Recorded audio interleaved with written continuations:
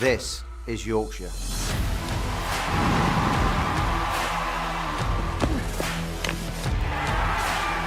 Built on pride. Forged through generations. Now, a new season begins. Driven by ambition. We play to compete. We play to win. Driven by those who stand with us. This is Yorkshire. We don't stand still. We move forward. Together.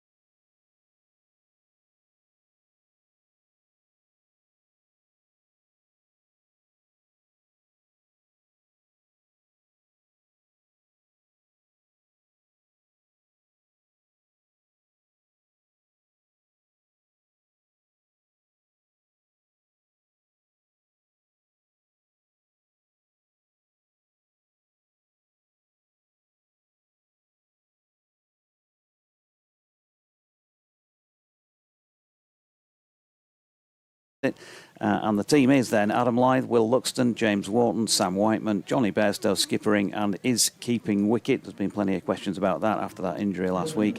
Matthew Revis, George Hill, Don Bess, Ben Code, Ben Cliff and Jack White.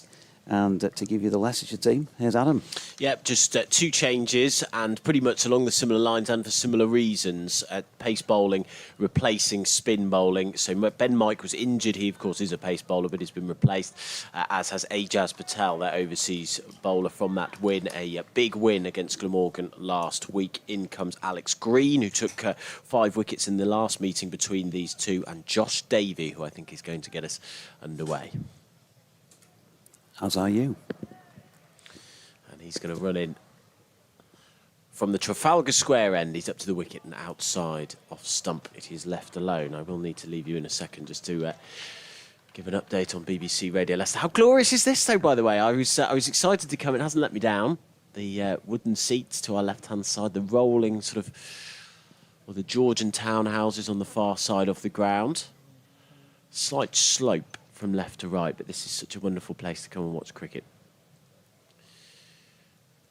Davey moving in towards us. He's up to the wicket, he bowls, and Adam Lyth comes forward and presses this to... Well, it's a second gully almost. Is that more of a backward point to wherever height? So it is a backward point. Han Ahmed was moving in from that position. Just going to pop over and do the update on Radio Leicester.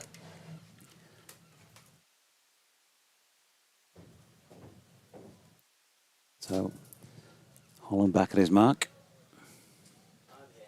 A distinctive side-to-side almost run-up, and it slants that one across Adam Lyth, who shoulders arms and leaves it through to the gloves of a certain Jonathan Tattersall, who, of course, has captained wins on this ground for Yorkshire. Great to see him back. Oh, my voice is going to hold up. We've not got past the 3rd delivery of the day. Holland making his way in again then. Running towards our commentary position. That one is on the money and asks Adam Lyth to play, and he does so up to mid-off. There's a decent crowd in. It's by no means packed here. But great to see cricket back at this venue again. Yorkshire, of course, played Warwickshire here earlier in the campaign in a 4-day match that they ought really to have won, but didn't manage to get across the line. Holland in and bowling again, short of length, and Adam Lyth's not going to miss out on that. The usual tucking up of the front knee, and then pings that one away backward of square down to the west stand. First runs of the day is a boundary. The home boy is the man who scores it.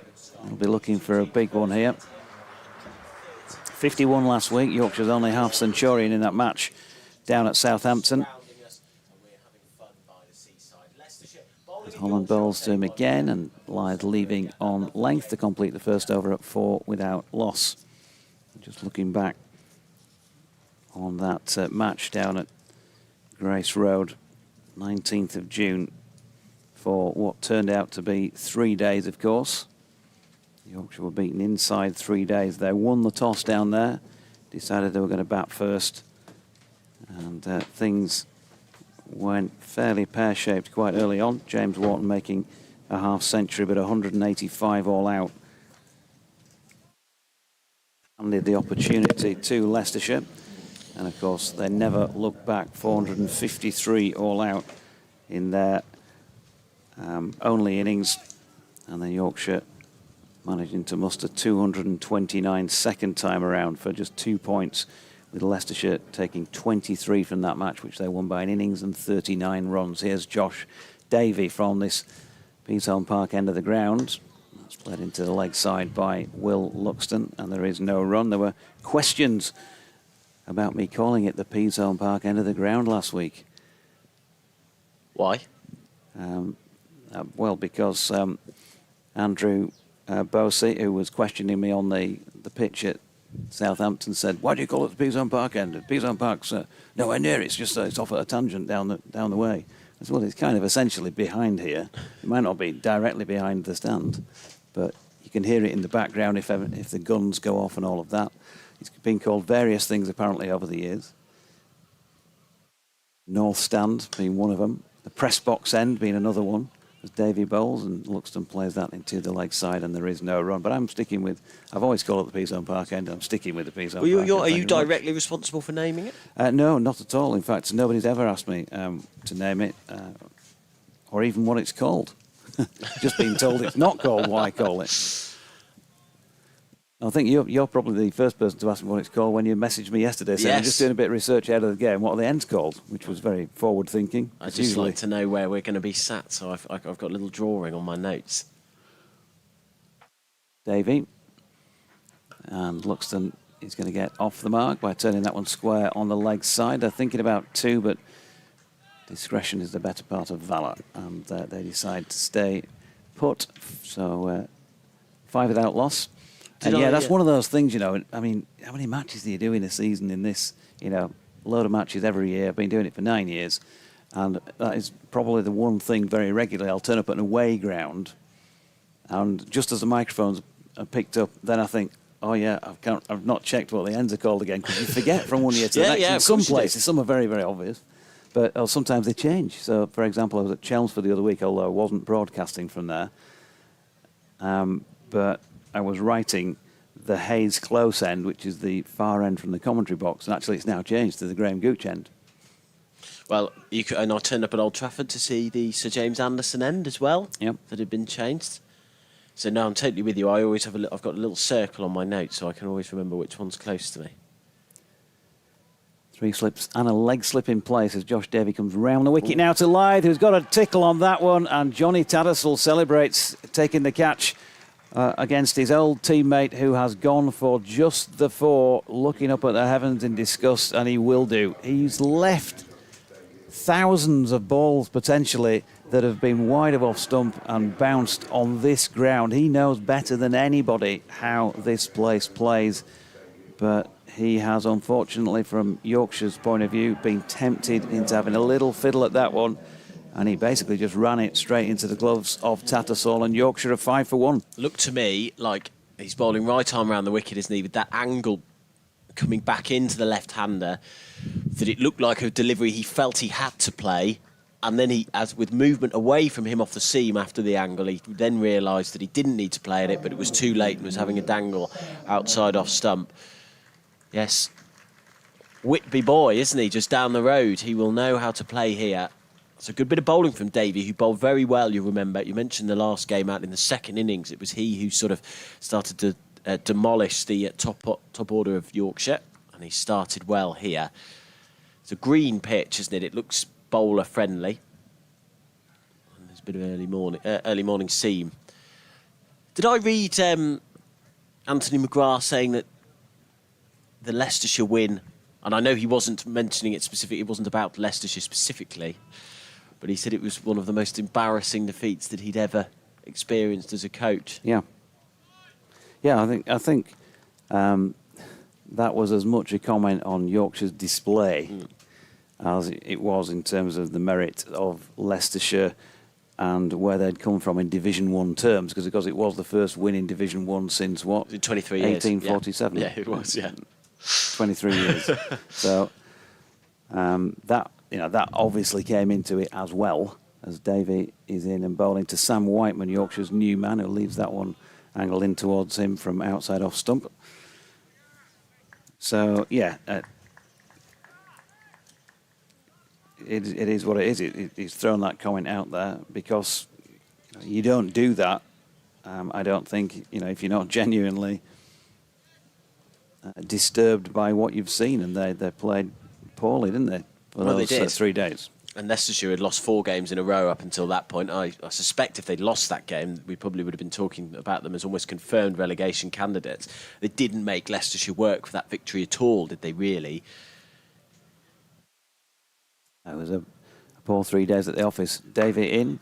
Whiteman gets that top of the bounce and drops it into the leg side. He'll survive the over. without having scored, or the last 2 deliveries of it.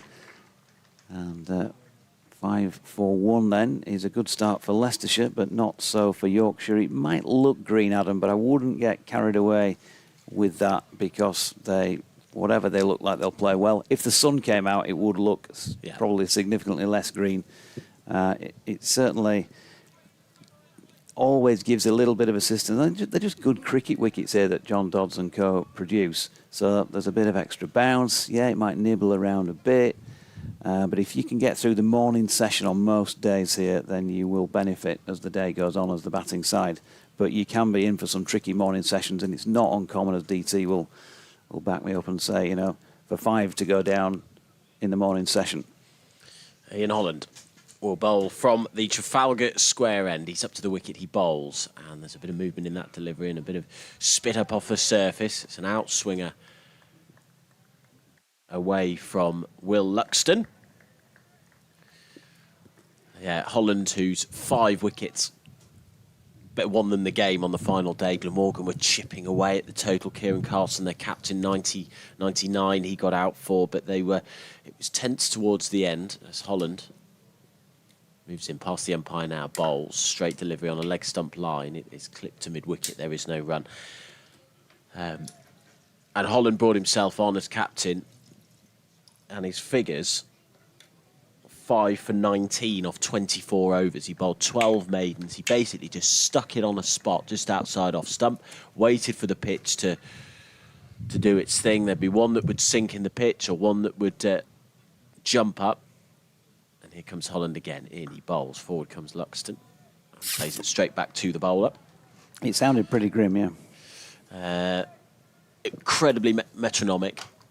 And as far as the bowling performance goes, Ajaz Patel did very well from one end to hold up and keep the pressure up, but Holland's bowling basically won it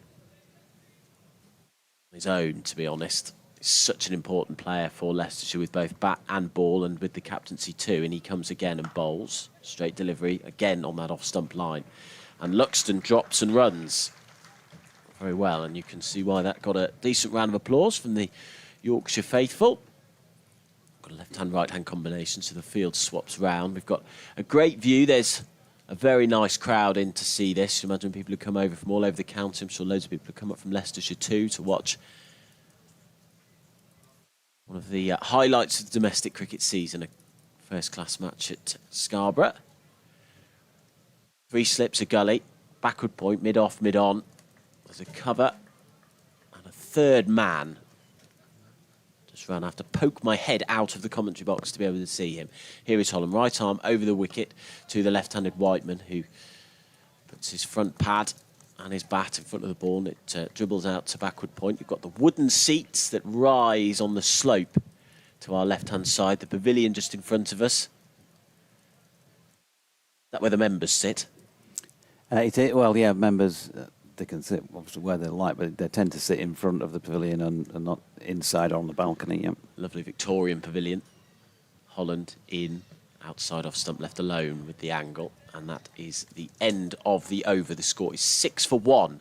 Adam Lyth, the man to depart, to Josh Davey of the second over of the day. And,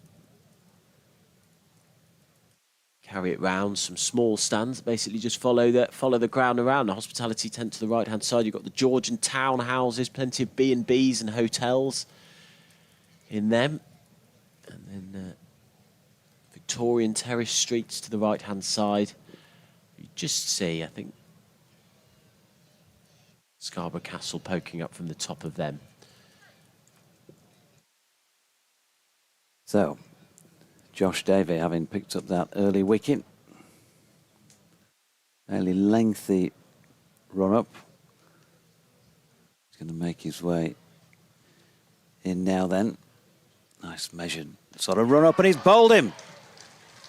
Dear me, Will Luxton has played across it, round it, through it, wherever, but at it, and has had his middle stump uprooted, and Yorkshire are in some early trouble here at 6 for 2. Driven didn't look like it was there for the drive at all. It looked like a straight ball. Inside edge onto the stumps. The middle stumps out of the ground. And there was an inside edge onto the stumps, but it still didn't look like the line there to be driven. And yes, Yorkshire in a bit of trouble. Josh Davey on fire. He did this, didn't he, in the second innings? He got early wickets in the reverse fixture at Grace Road. And here he is again. Leicestershire cock a hoop at the moment. They would have expected it to start this well. They've dismissed both Yorkshire openers very cheaply indeed, and 6 for 2. Yeah, there was a lot of talk last week after that win of being on it from ball 1 today. No excuses with a short turnaround. Welcome along, Sports Extra 2 listeners, with the news that Leicestershire, having won the toss and put Yorkshire into bat, have started very well, because in the first 14 minutes of play they've picked up 2 wickets. Adam Lyth caught by Johnny Tattersall, his former teammate, with the gloves on for Leicestershire, off Josh Davey for 4 in the previous Davey over. That was just 10 balls into the match.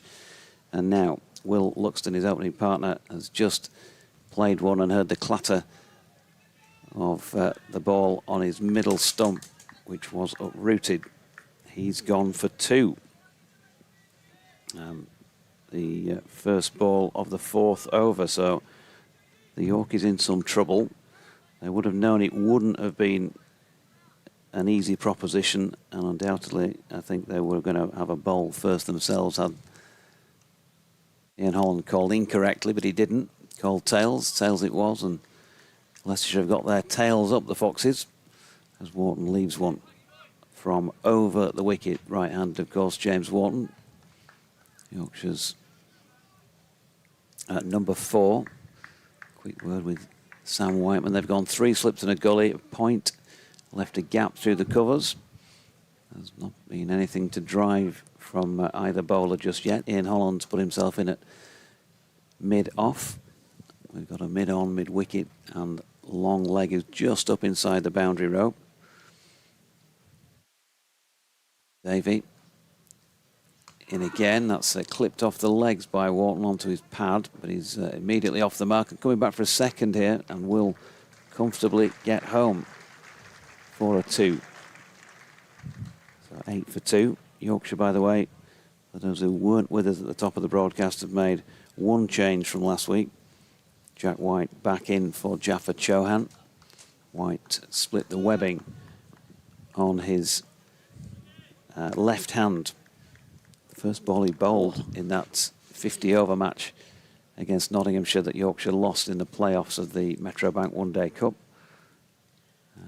Saw a photograph of it last week, actually. It looked pretty grim. So he missed last week's match at Southampton. Wharton punches into the offside Holland field. Leicestershire have made a couple of changes as well. Yeah, Alex Green and Josh Davey. The Josh Davey one seems very smart, doesn't it? Ben Mike played last week but injured himself. He took a tumble while bowling and hurt his ankle, having taken 4 wickets in the first innings.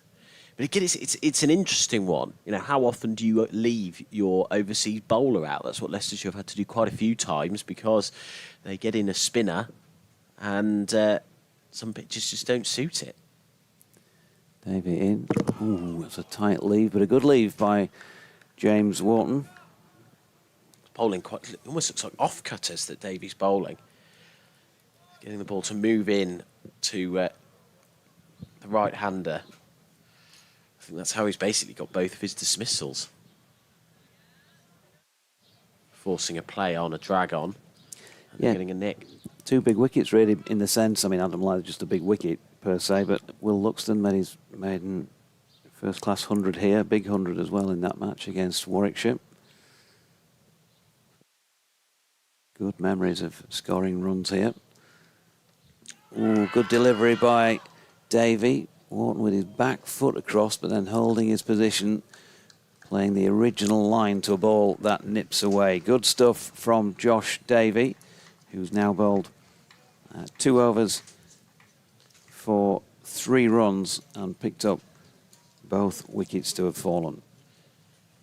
Yeah, very good start for Leicestershire, who won a very tight game against Glamorgan last week. The main talking point, though, the pitch. They did basically what they did against Yorkshire, which was to use the mullet again. The mullet came out, but it was even. The top of the head, so to speak, was even longer this time. The middle of the pitch, the grass was a lot longer than the ends. Still controversy over that. There's a pitch inspector called right at the end of the game to check it out. Leicestershire at risk of a points deduction over that. That was certainly the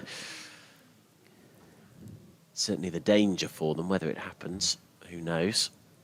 As Holland is going to bowl right arm round the wicket to Whiteman, who defends his first ball. This is the 5th over of the day. You don't think that it was a bit just playing with the mind, really, the pitch at Grace Road for the Yorkshire match? Because how many deliveries actually would have landed on the shaved bits at either end? Not many. I asked the question of Alfonso Thomas, who said exactly that it was essentially, it was all about appearance. It was a bit of a bluff. If anything, in the Yorkshire game, here comes Holland, outside off stump. That's wide, and Whiteman has nothing to do with it. So they did basically the same thing again, but this time the pitch did really play up, and you had incredibly uneven bounce. Lots of players hit on the fingers. You'd have a length ball that you'd have to duck out the way of. Chris Cook, the Glamorgan wicket-keeper, got hit in the helmet from a length ball, standing up to the stumps. Holland bowling from the Trafalgar Square end. He's past the umpire. He bowls, again outside off stump, just trying to tempt that drive, I think, from Whiteman, who doesn't want to. And so Glamorgan were furious with it and sort of publicly complaining about it. And then Alfonso Thomas was not a happy chappy post-match either, asking me repeatedly whether anyone had been to hospital. Whether you class that as the defining characteristic of whether it was a good pitch or not, I don't know. Holland moving in towards us. He bowls. He's trying to tempt that drive.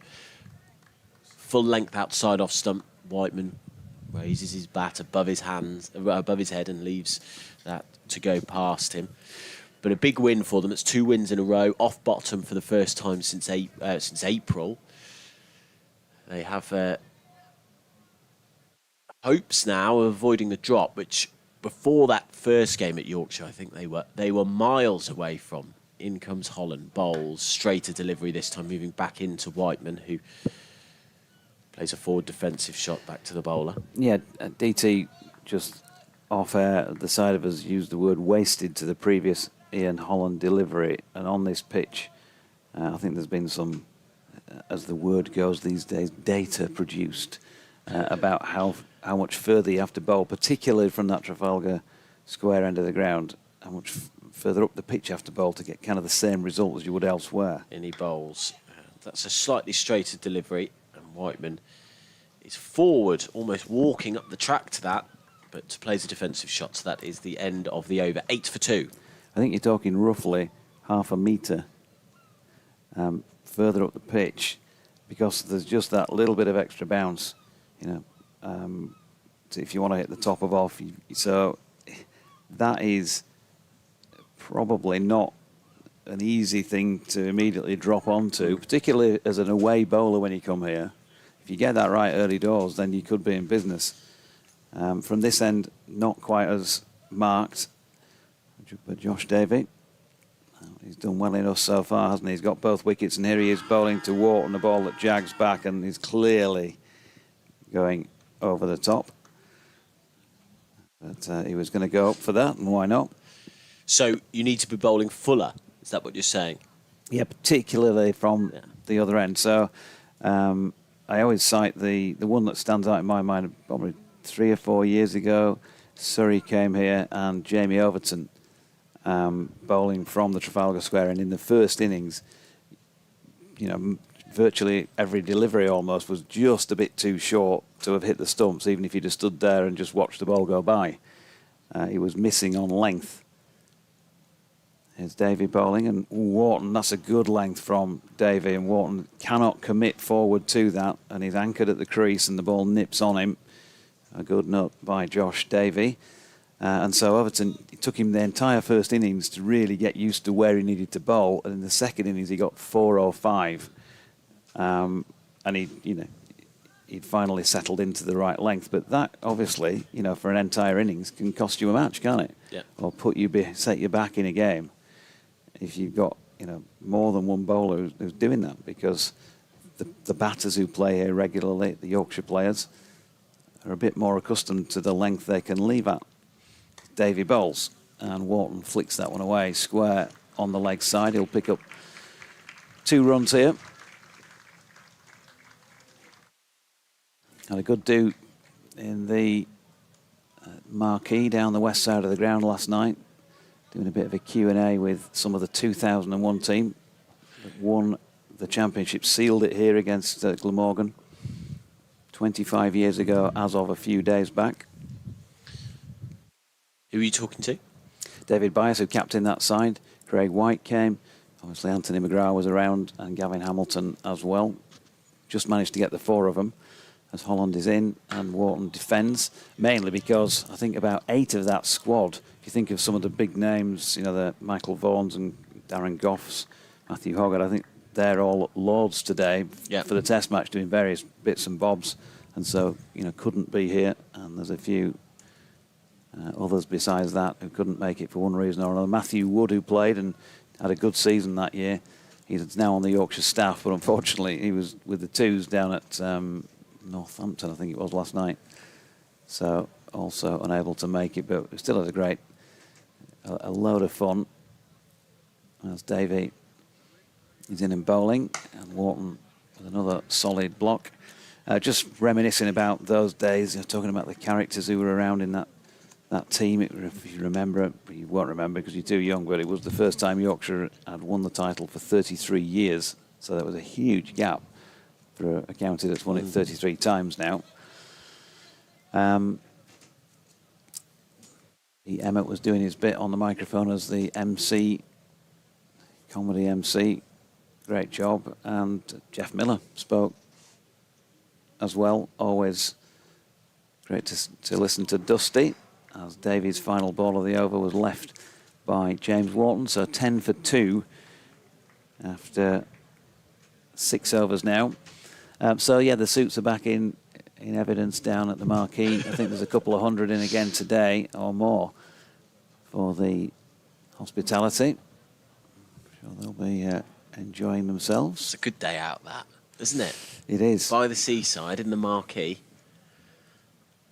Just got to hope the weather holds. It's a high, very light grey cloud. I can sort of see the hazy sun poking through, but we're worried it's going to be tea time where the weather might change, mightn't it? But we should get a nice, good day of cricket. Forward comes Whiteman's Ian Holland's first ball. And there's an inside edge that dribbles away, square of the wicket on the leg side. Big claps from the Leicestershire team, so the score moves on to 12 for 2.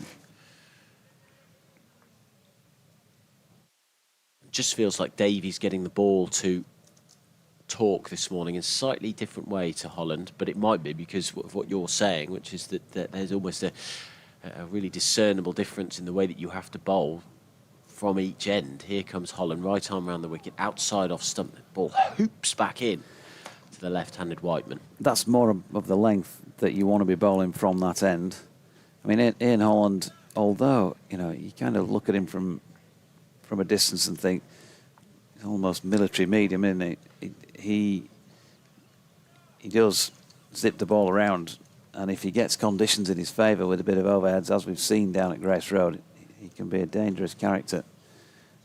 Holland trundles in, bowls. That's not quite the right line or length, but he's bowling outside off stump. He obviously thinks he can tempt Whiteman into the drive, and there is a gap through the covers. So I'm looking at that, so 2001, and I am thinking that would have been just as that sort of group, Hoggard, Vaughan, would have just been coming through. What was Vaughan in the England team by that point? It was the 2-3 Ashes where he really made his name, wasn't it? Holland outside off stump, left alone, no run.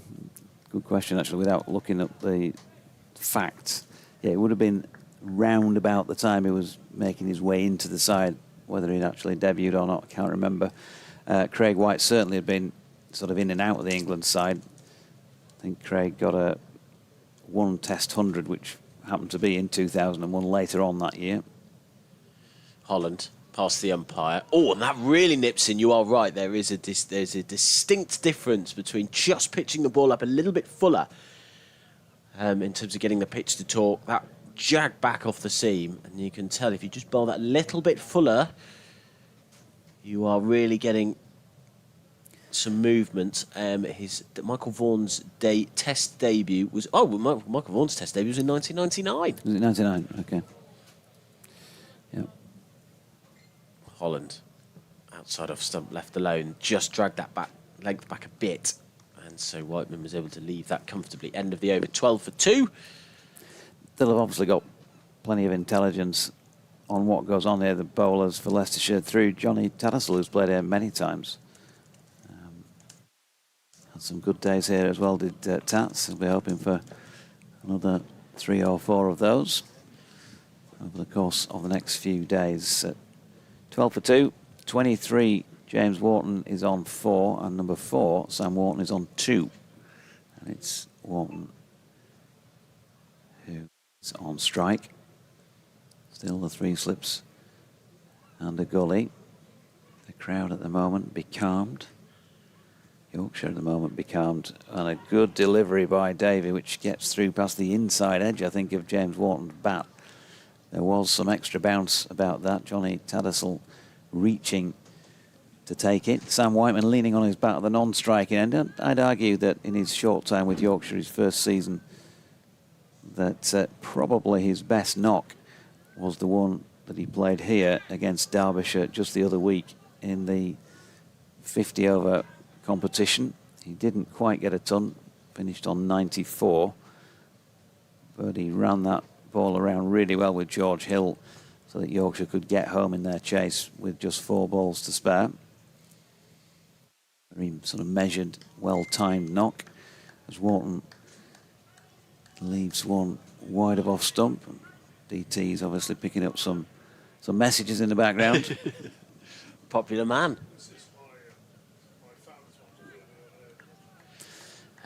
We should probably make a change actually in the box and bring DT in. Adam's going to take a breather. We'll bring DT in. It is, by the way, Cali Fish and Chips Day today. We always do that when we come to Scarborough, usually for this second match.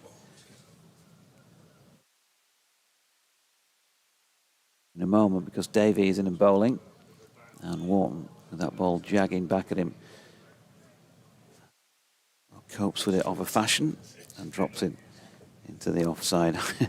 I'd asked the question yesterday. So yesterday morning, I went to a gig on. That's what you're saying, Nick, when you're hip and cool. I went to a gig, not a concert. I went to a gig, DT, at the Barbican in York on Tuesday night. A band that you'll have heard of, but Adam probably won't because you're old and he isn't. Sparks. Sparks? Yeah, my goodness. They were on. So I went with pal of mine to that. Didn't they had about... Was that the one with a guy with really high-pitched voice or something? Yes, and the other guy with a little moustache, Charlie Chaplin-esque, as that's dropped into the offside, no run. So anyway, that was just as an aside to lead into the fact that on my way there, as I drove between Seacroft roundabout in Leeds and the roundabout that takes you onto the A1 or the A64 dual carriageway, that bit that goes past where the Leeds Festival is held, there were yellow signs everywhere saying this road's closed from tomorrow. So yesterday morning, when I set off, satellite navigation took me up sort of through just beyond Knaresborough, outskirts of Harrogate that way, along the A59 to York. As Wharton turns that into the leg side and they pick up a single, 13 for 2. And when you get to York, not far from the cricket ground at Clifton Park, you go left onto the ring road. And York Ring Road, it must have taken me just to go around a handful of miles, about 45 minutes. What a yawnathon it was. Luxury. And when I got here, it was what's normally about from home about an hour and 45 took 2.5 hours yesterday. I were on train out of London. That was delayed by more than an hour. So I tweeted, does the nation have a ring road that's slower than York? And if so, please let me know where, because I want to avoid it. as Davey finishes that over with a delivery well wide of off stump left by Whiteman, 13 for 2. And as you might imagine, I've had various replies. M25 Leeds and Sheffield as well apparently qualifies along that score. I mean, I've been around Sheffield Ring Road, but not that many times. But the York one, it's just like single track for most of the way. Roundabout to roundabout. So slow. You poor old thing. No, I got horribly delayed as well. But anyway, I was talking about Cali Fish and Chips before you do this over. Cali Fish and Chips tonight is your lead in to tell us more. Yes, it's the annual celebration or memorial, really, I suppose, of Dave Callaghan, who was the long-time Yorkshire commentator, great man, and enjoyed his fish and chips, did Cali, and each year we remember him by having a fish and chip night, holiday in bowls, and that is just striking. Walking on the pad as he comes forward there, and there's appeals for an LBW. I think there might have been a little bit of inside edge, then there was an appeal. Did it carry to third slip? It did neither in the end. So yes, the Dave Callaghan, or the Cali Memorial Fish and Chip Night. The Yorkshire fans are gathering here in Scarborough, Holland Bowls, and it's turned past square leg at 4 runs. He's going to get 4 runs because that's raced away to the bleachers, as we call them, down there, the benches on the way into this North Marine North Marine Road ground. So 4 runs there to probably not off the middle of the bat, but I think he was certainly aiming in that direction and outfield fast as you'd expect it to be after such a great summer. Holland Bowls, and that's Wharton up his toes, just playing that down into the gully. And there is no run. So the idea for the Cali Memorial Fish and Chip Night is that wherever you are in the country, or indeed if you're abroad, your local fish and chip shop, there's always one somewhere in the world, isn't there? And take a picture of fish and chips and send it in to us. Here's Holland again bowling and forward watchfully this time. Wharton plays it back to the bowler. And we always get a good collection, don't we, of people around the country. You can have them some for lunch if you like. Get an early one in today. I think that's allowed as part of the rules, isn't it? Yeah. Go for it. Breakfast if you like. Oh, it went probably a bit late for breakfast now. A bit too late for breakfast. Here's Holland bowling, and Wharton up on his toes, just looks for that gap between backward point and wide-ish mid-off, just jogs through for a single. Field changes around for the left-hander. 18 for 2, so both openers gone in the first 3-4 overs this morning. Davey striking, justifying his return to the Leicestershire ranks. Holland bowls again, and yeah, very watchful there from Whiteman. Forward, just pushing back to the bowler at the end of the over, and that's what you have to do. Say it every time we come to Scarborough, there's always a bit of life in the pitch in the first hour. Even good batting pitches here, they offer the bowler something in that first hour. Good bounce, good carry.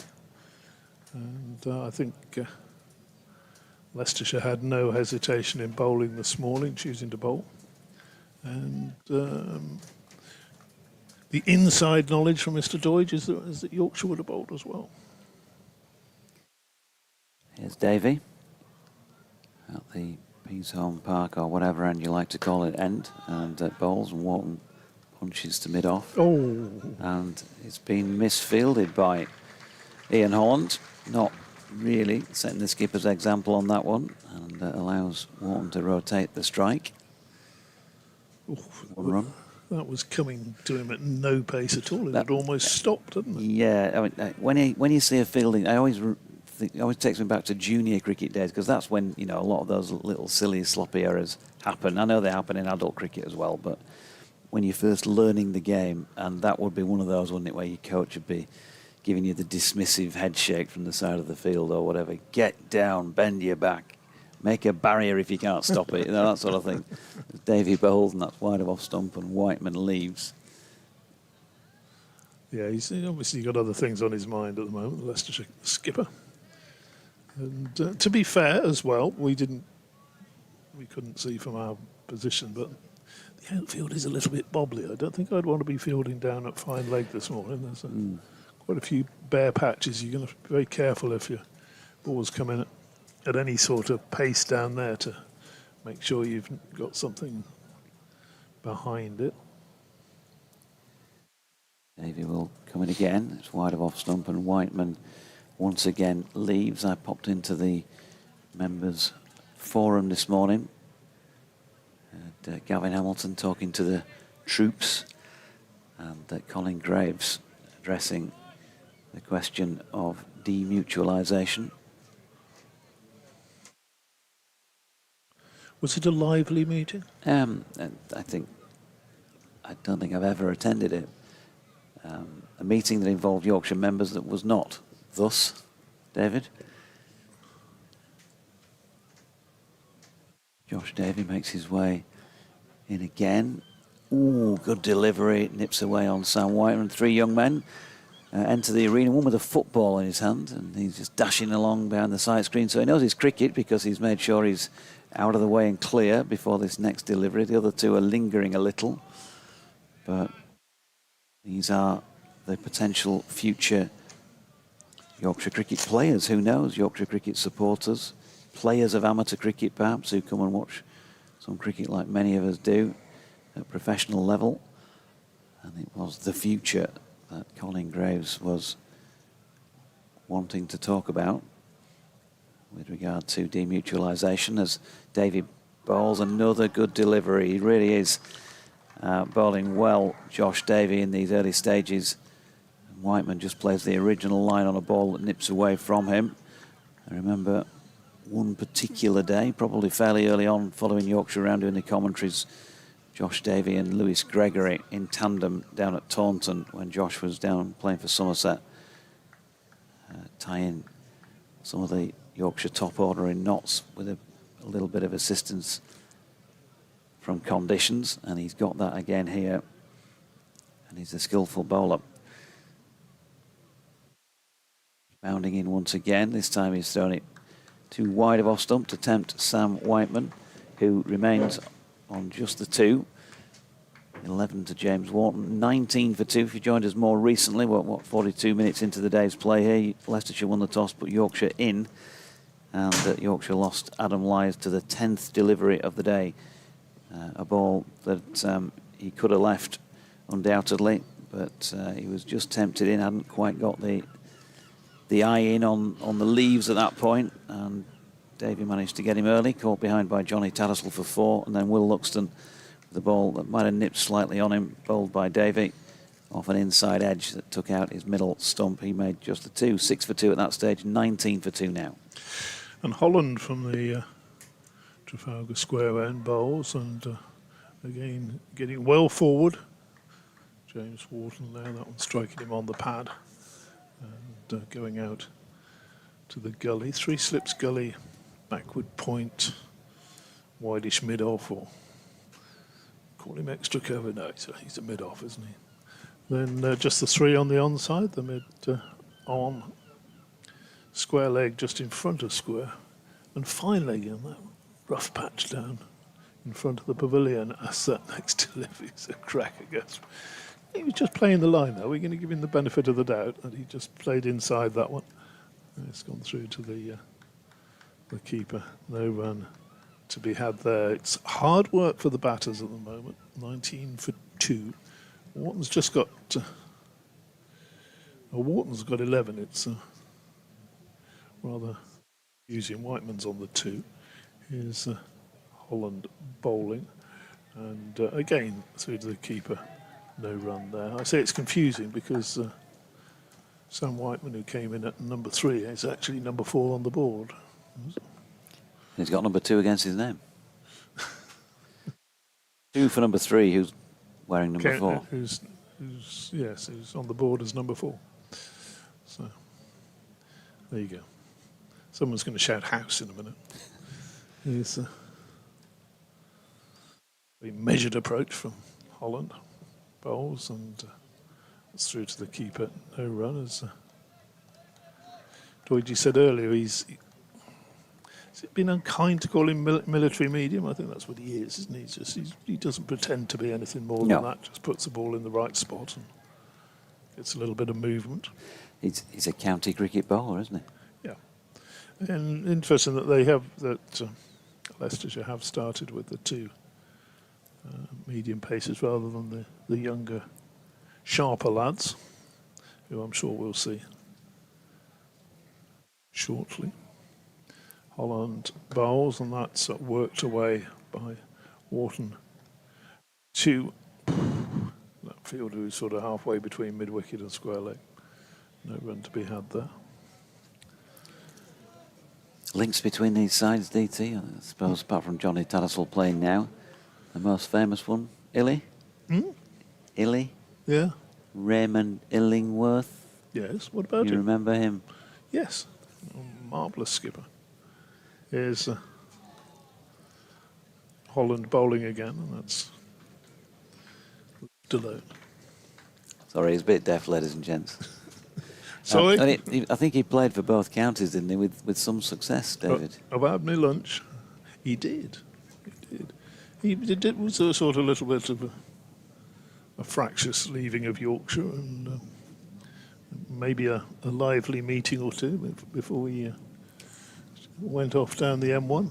Yeah, look, I mean, as many characters, as we, I know you're not from Yorkshire, but as we Yorkshire folk are stereotyped, it was that kind of persona of say what I like what I say. But actually, I had some great chats with Raymond about cricket. He was so knowledgeable. You know, what a man in that respect. And I did used to love listening to his commentaries when he was on television as well. Who knows who's a great reader of a pitch, but he certainly always convinced me that he knew more about a pitch than anybody else did when he used to do his assessments thereof. Meanwhile... Certainly did a wonderful job, didn't he? Yeah, we have a change of bowling here. Josh Hull, tall left arm fast bowler, been on the England radar in relatively recent times. He drags his first one a little bit wide of off stump, 2 wide attempts, Sam Whiteman's to play at him. I suppose you could say arguably he did more for Leicestershire than he did for Yorkshire, in the sense that at Yorkshire he was obviously one of many. Whereas Leicestershire pulled them up by their bootstraps and obviously famously returned to Yorkshire. Yes. Player manager. Yes. Sunday League 83 and all of that. How old was he when he finally gave up? About 72, something like that, I think, as Hull bowls. Oh, he's cracked that one, Sam Whiteman. The first shot he's played in anger since he went out there. Got an opportunity from a ball that was short of length. Unfortunately for him, he picked out Hamza Sheikh, who got down quickly and well to field that point. So the result was just the one.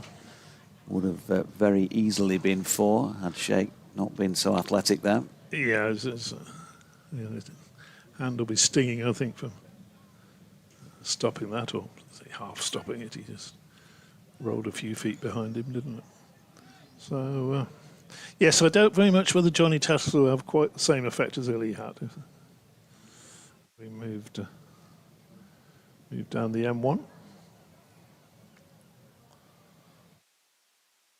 Hull in again, that's drifting down the leg side and happy to leave it. Just looking back on that celebration of 2001 last night,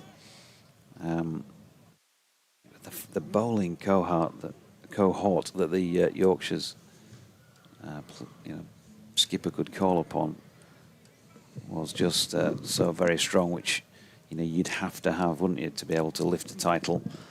You need a battery of seam bowling in this country in particular, and some good backup from particularly one spinner. Richard Dawson provided that with 30 wickets, 47 for Stephen Kirby, who was really sort of the one that tipped the scales in their favour when he came in and picked up 47 wickets at 20.85.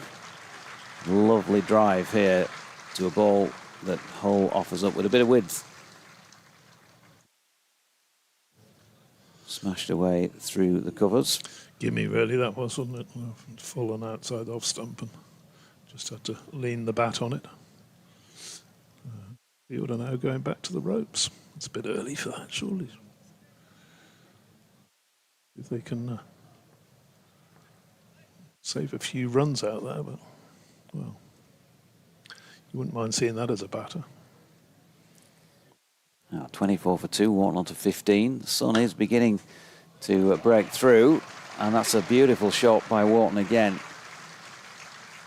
4 runs through straightish mid-wicket, just lent on that. It is one of his favoured shots if you do over-pitch to him.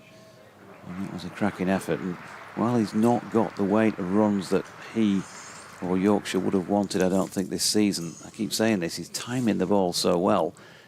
He's just kind of not lasting long enough at this stage, but you can't keep going like that forever and not come up with a sizable score.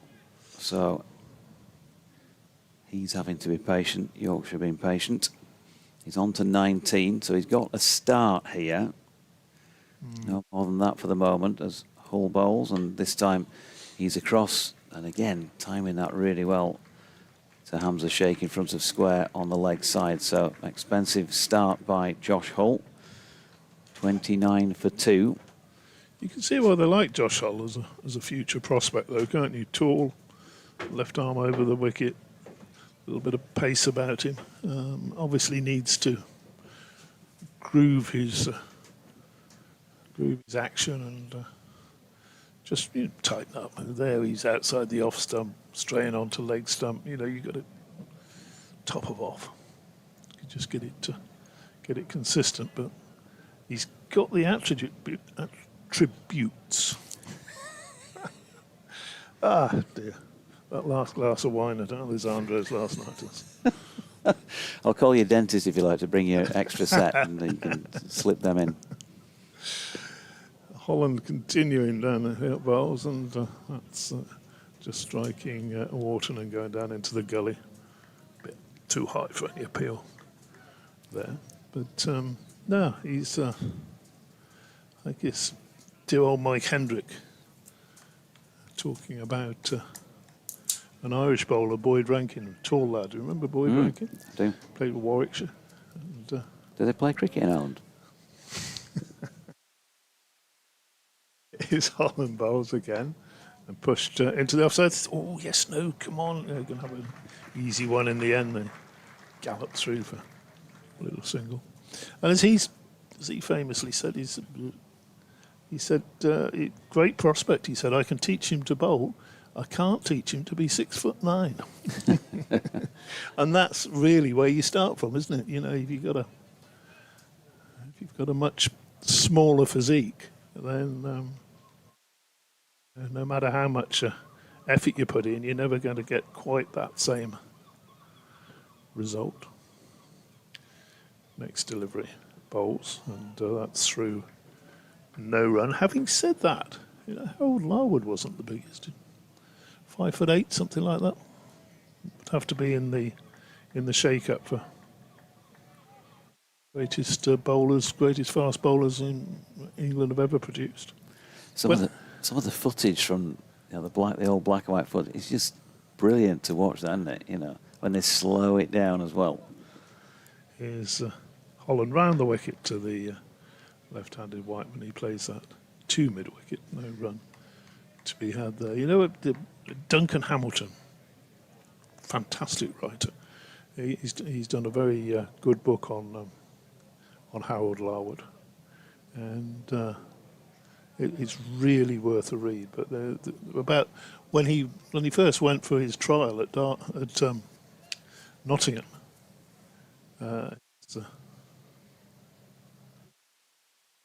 bowls again and runs here for Whiteman, who plays that one down to fine leg for just the one run. He turned up. I think he was still growing then. He was sort of 5'5", 5'6", and one of the Notts committee men said to him, "Racetrack's down that way." He was that small. He thought he was talking to a potential jockey. But, it's a well-told story. Great book, that Larwood book. I would recommend that to anybody who likes the cricket. And obviously, if you're listening to this, you like your cricket, don't you? Holland bowls to Wharton, and that's just striking him on the pad, going down the leg side, but no run to be had there. 31 for 2. It's really coming from Wharton, who's got the 21 of them, and looking, as Doidge said, in pretty good nick out there.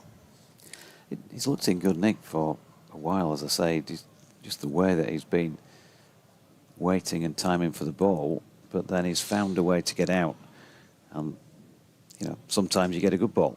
Sometimes you might get an iffy decision. I can't remember too many complaints on that front where James is concerned recently. And then sometimes you just have a break in concentration. And his dismissal last week, for example, in the first innings at Hampshire, probably would have been more the last named, as Hull comes in and bowls to Whiteman. And he leaves that one wide of off stump. But he's got a couple of, big scores to his name, hasn't he? 180 odd and a 280 odd, his highest first-class score, James Wharton. So, as I keep saying, he's shown us that his powers of concentration are as good as anybody's in this team. And so, he can do it. He's scoring. He scored pretty well in the One Day Cup. Obviously, they missed him in the second half of the blast, as Moeen pointed out on a few occasions. He rates him. Moeen Ali is holding and bowling, and that's left by Whiteman. So we know the ability is there. And there's that old adage, though, of it's not how.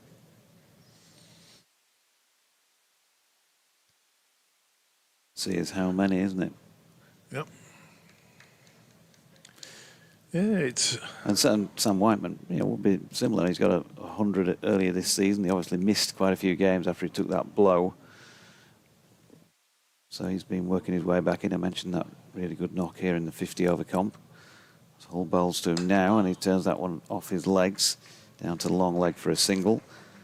But probably looked a better player than his scores have so far suggested. And again, not gone on as often as he would have liked. So these two have got an opportunity here. They've seen a few deliveries now.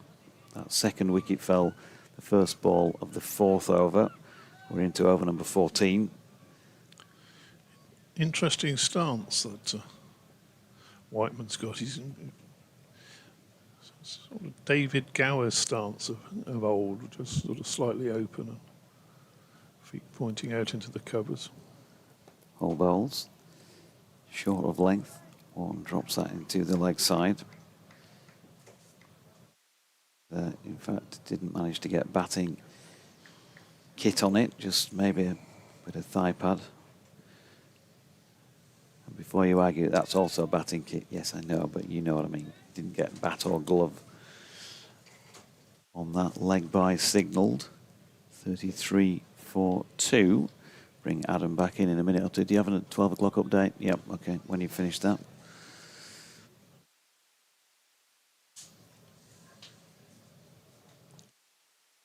Shirt hanging out, number 20 on his back.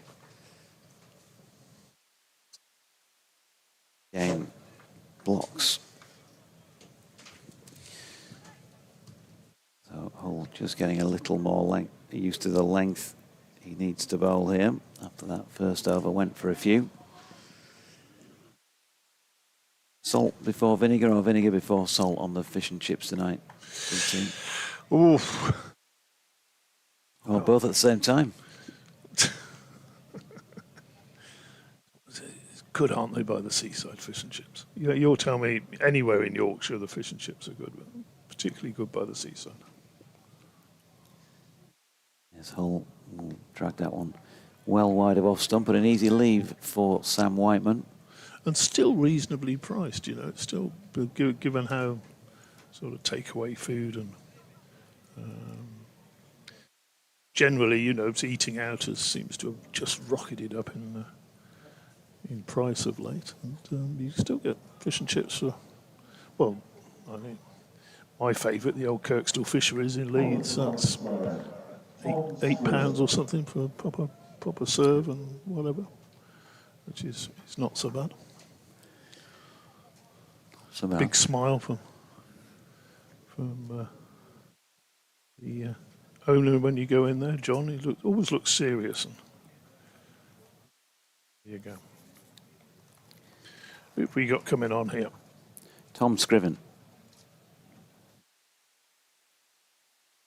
That's a good. Always like names like that, Scriven. Sounds sort of Dickensian, doesn't it? Mm. Going to be bowling from the Trafalgar Square end. Few practice deliveries out to mid-on. He's got 2 men back on the boundary on the leg side, bowling to James Wharton. 3 slips, no gully. That first delivery well outside off stump. That was perhaps a sighter for the bowler and the batsman, really, there. Now goes out and pokes away at the pitch where that one landed. You could say it's a wasted delivery, but you know, George Scriven just getting into his work. Sorry, Tom Scriven. I was going to say, where's the George got a come from? twin bowling. Here he comes again. Scriven. Again outside the off stump, but he's getting a bit closer. Could be treated with quite so much disdain there by James Wharton. How did 3 for 2. How did Swindon Town begin the season for you last week? They've started pretty well, given the usual sort of dramas and nonsense that seems to happen every year. Down there at the county ground. Next delivery, driven back firmly up to mid-on, and there's no run. Well, with Ian Holloway as manager and a well-off Australian plumber in charge of the as chairman or whatever, it's all there's never a dull moment. And to be fair, they haven't been threatened with liquidation for several years now. So 33 for 2. Scriven.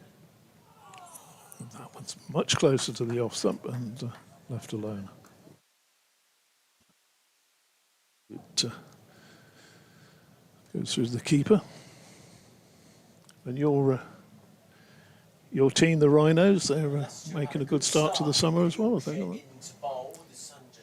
Yeah, up the top. Not too far off when the trophies are handed out as well now. Driven to Wharton. Bowls and all thickish edge, but he's got away with that one between slips and gully, racing away down there. Just gone out of our sight. Has it been pulled in? They're threatening to go for a 4th run. They have run 4, so excellent running by the 2 young Yorkshire lads there. They saw the throw coming in. It was well wide of the stumps and decided to sprint through for a 4th. So it counts as 4, but not as a boundary. Quick look round elsewhere, DT. It is raining at Edgbaston, so no play Warwickshire Notts just yet. It's raining at Northampton, where they're playing, or supposed to be playing Kent, but they haven't started. Gloucestershire 51 for 3 up at Durham, having been put into bat. Next delivery from Scriven has Wharton driving, looking for a gap on the offside, and through to the keeper. I'll let you continue with those scores, and Adam can come in here, and we'll do the old shuffle. At Hove, Somerset 55 for 3 in the 15th. They were put into bat by Sussex. Essex, Surrey yet to get underway, and lunch is, if I can read my laptop in the sunlight, going to be taken at 12:30 in that match. at Chelmsford, so no play before then. Also rain at New Road, Worcester, so Worcestershire, Lancashire have not yet got underway or tossed up. And down at Sophia Gardens, Hampshire 29 for 1 after 10. They were put in by Glamorgan. No play between Derbyshire and Middlesex at Derby just yet either. Josh Hull is underway for the first ball of this next over. I'm going to step out and leave you with Adam and DT. Thank you very much. So the sun just beginning to poke out of the grey sky. And Yorkshire just beginning to settle into their innings too. Some free-flowing shots, certainly from Wharton. Has begun to swing the pendulum back in their favour. What a lovely atmosphere it is. We've seen more supporters trickle back or trickle into the ground. It looks pretty full around me, it has to be said. Here comes Hull, left arm over the wicket, bowling to the right-handed Wharton, and Wharton just tucks this off his hips. Now, what's the umpire's signal? They'll come off the bats. They've got a single. Nope, the umpire taps his knee, so it is a leg by. And the score moves on to 39-4-2. And I heard you talking about Josh Hull. I mean, let's not forget this is an England Test international that we're watching here, but it's been his consistency that's been the problem, which I think you may well have been able to gather probably from just watching him for a couple of overs. He will bowl some really nice stuff. He has all the attributes as you were talking about. He's tall, he's pacey, he swings the ball, he's left arm, which adds a variety that teams love as he's in to bowl and Whiteman defends. He's played a very circumspect, watchful innings so far, has Whiteman. But he'll bowl a full ball. He'll bowl a full ball outside off stump. He does that far too often, sadly, at the moment, and that just means that he hasn't quite got his rhythm. He's struggled with injuries too. There's a lot of force going through those 21-year-old knees. Well, hopefully he'll stay fit for the rest of the season and have a good run of games, and that consistency will start to come with these matches at the end of the season.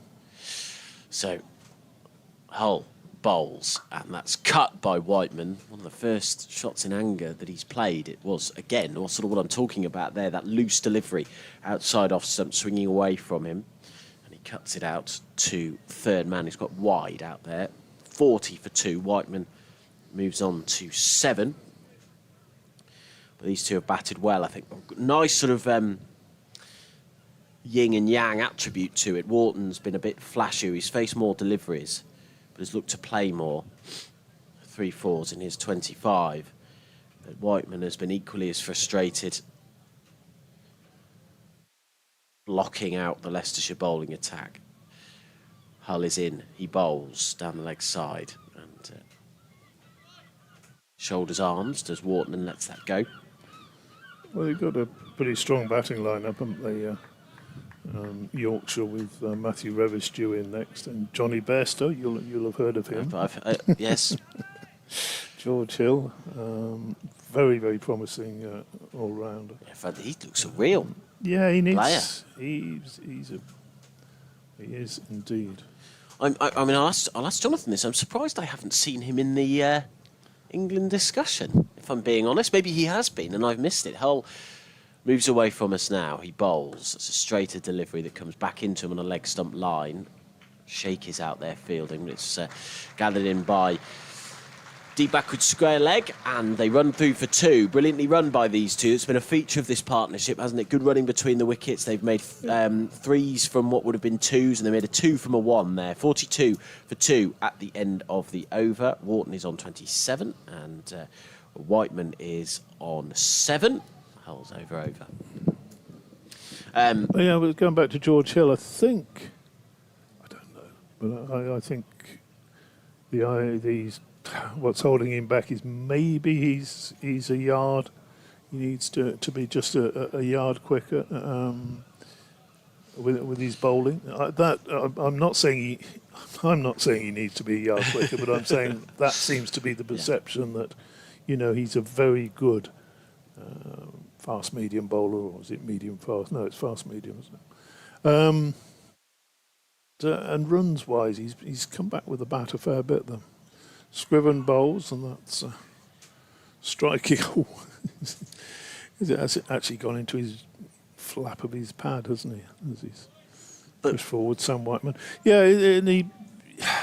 I think if he's going to get in the England team, he needs to be looking at the number 6 spot. You know, the actual batting, and then there was giving them that option as a very, very useful fourth seamer, if you whatever, rather than a strike, rather than Ollie Robinson, for example, who doesn't bowl a lot quicker. Scriven bowls, and that's nicely pushed up to mid-off. I mean, it'd be interesting to see. I don't know what Yorkshire supporters would think who watch him all the time. You get in touch with us.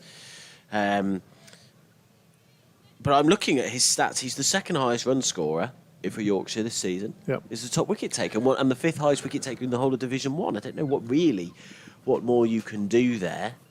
No, I mean, but it might be we have seen players picked on in inverted commas vibes, inverted quotes, I should say.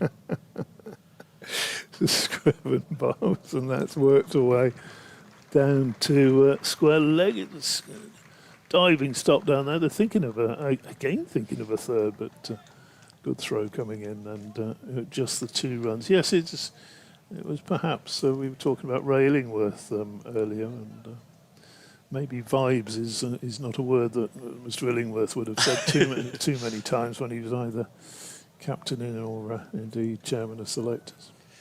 But yeah, it's a difficult one, isn't it? Scriven bowls, and that's outside the off stump, left alone by Whiteman. No run. It would be astonishing if George Hill doesn't at least go on a England Lions tour this winter. It would be astonishing.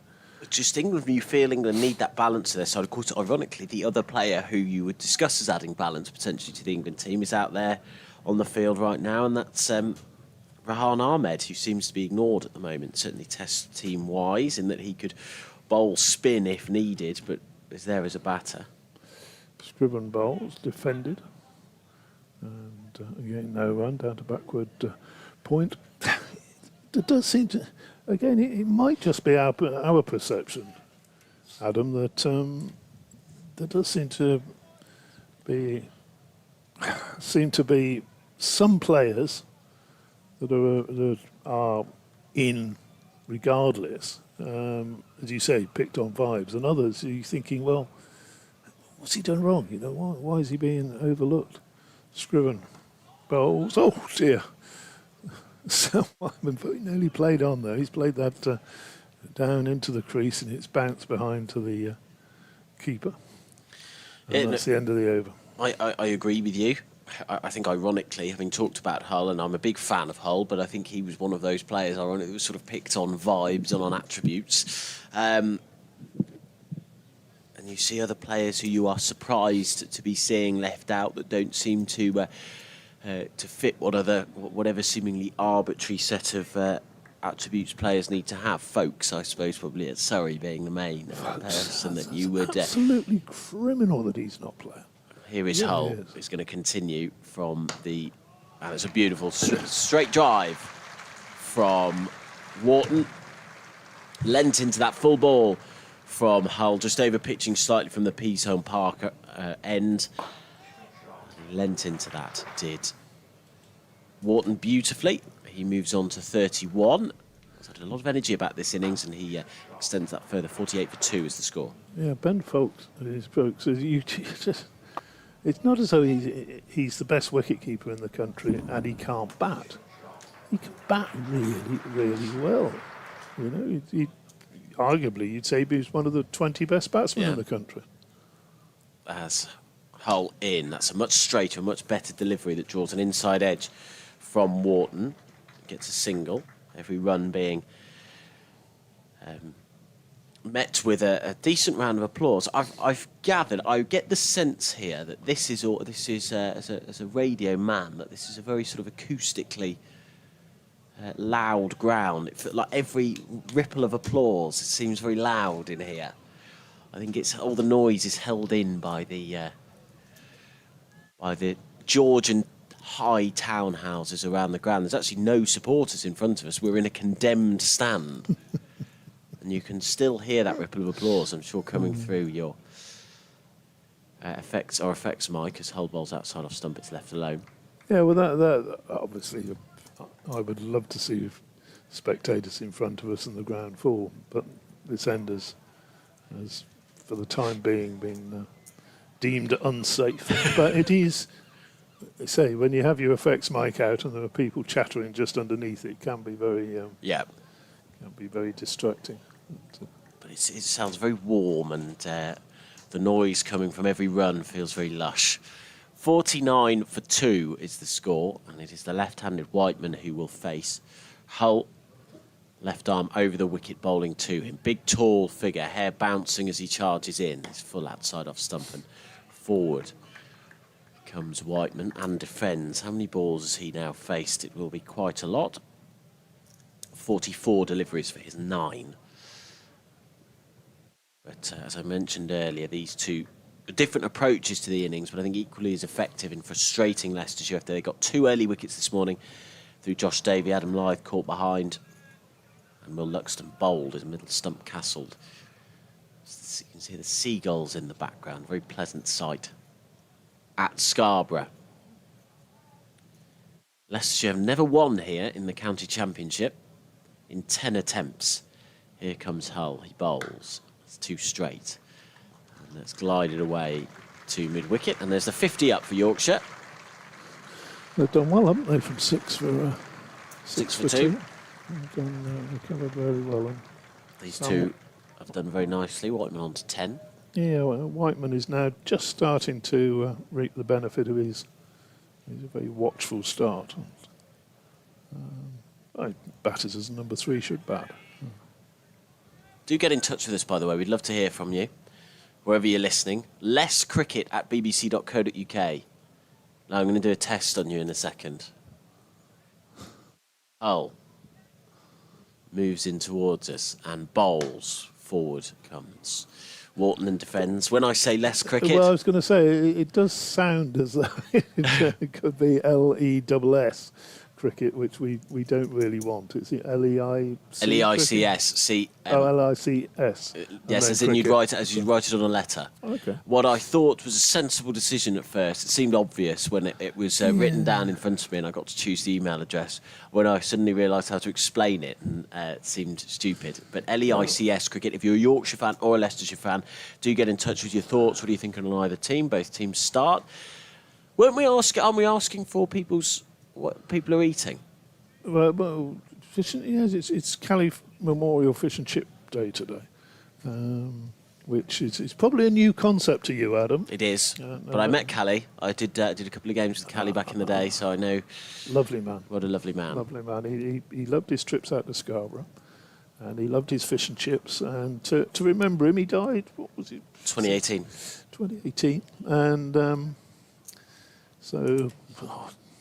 where do these years go to? So I know. years ago now, isn't it? I can remember that vividly, So it's just a little way of bring the great man. Now, who've we got? Who's come back on at the far end? Is it? Let me see. I think that might be Holland there.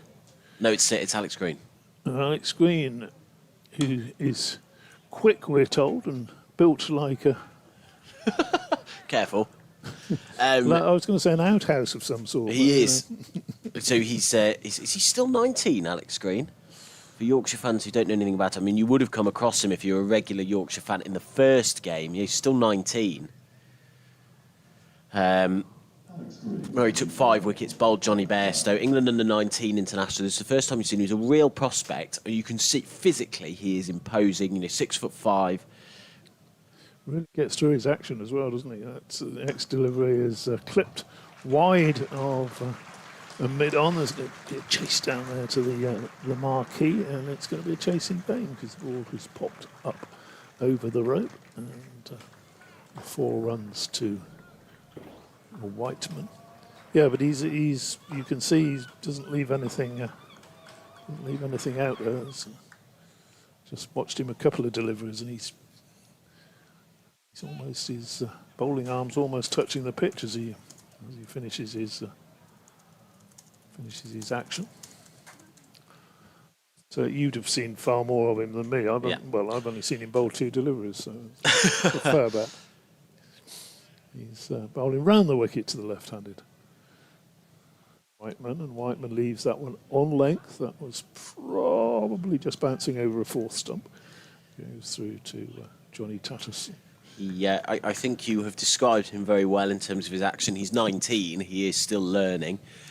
And he's only going to get better from here if he stays fit. He just needs to learn game management, how to bowl in certain situations. He will have learnt the hard way that any bad ball at this level gets punished. Wicket, Trafalgar, square end. And Whiteman just turns that one to mid-wicket. No fielder there, so he jogs through for a single. Field moves round for the right-handed Wharton. So 54. No, 55, sorry, for 2. 15 of them to Sam Whiteman. And these 2 young Yorkshire lads are batting very sensibly to recover from the mess of 6 for 2 as it was earlier in the 4th over. A couple of wickets for Josh Daly. Adam Lyth will be kicking himself. He's batted so many times here. He scored so many runs here. And, well,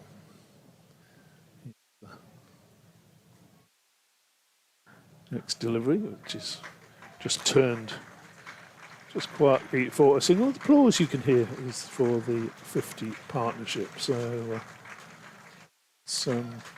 that'll please Anthony McGrath. He'll have watched these 2 youngsters. Well, and the way they've both gone about it very differently, but I think in that sort of equally frustrating way, one not giving anything away and one is punishing Leicestershire and punishing their bad balls. Green again bowls, and that's just played down backward a point by Whiteman. Doesn't get a run there. He takes his gloves off, wanders down to the pitch to have a chat with James Wharton. And at the end of the over, the 19th over has just been completed. We started at that far end, didn't we? But stunning start from Josh Davey, you've got to say.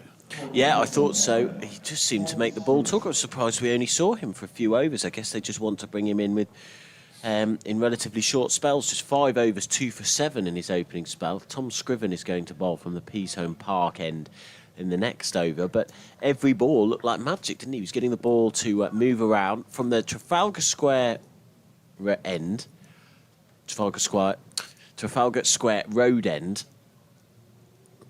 Looks like the bowlers are huffing and puffing a bit more, don't they? You've got to bowl a specific length, you've got to bowl it full. Green was too short in that over, bowling just back of a length.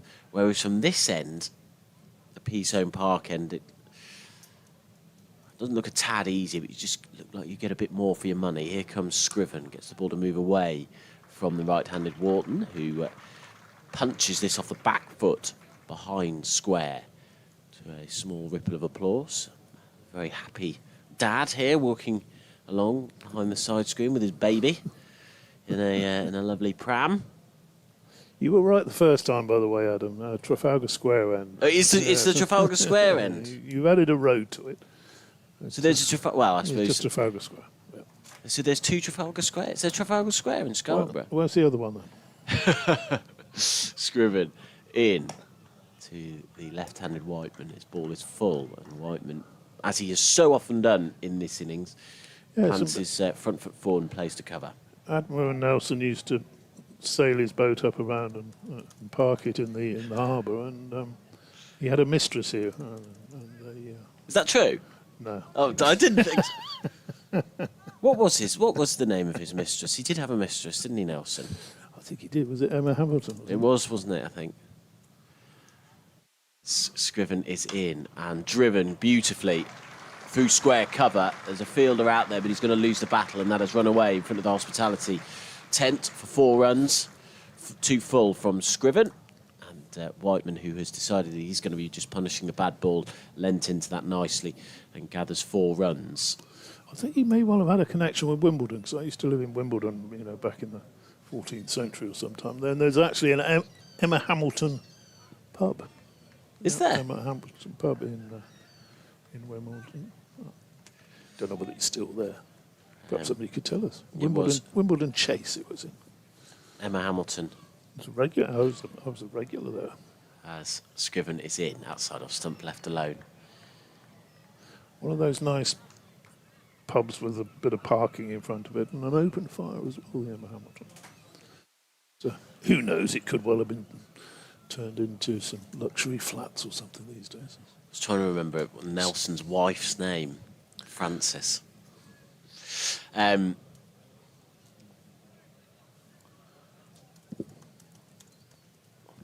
the Peasholm Park end, which I'm told they do a very good military sort of reenactment in. Here is Scriven outside off stump left alone. There is no run.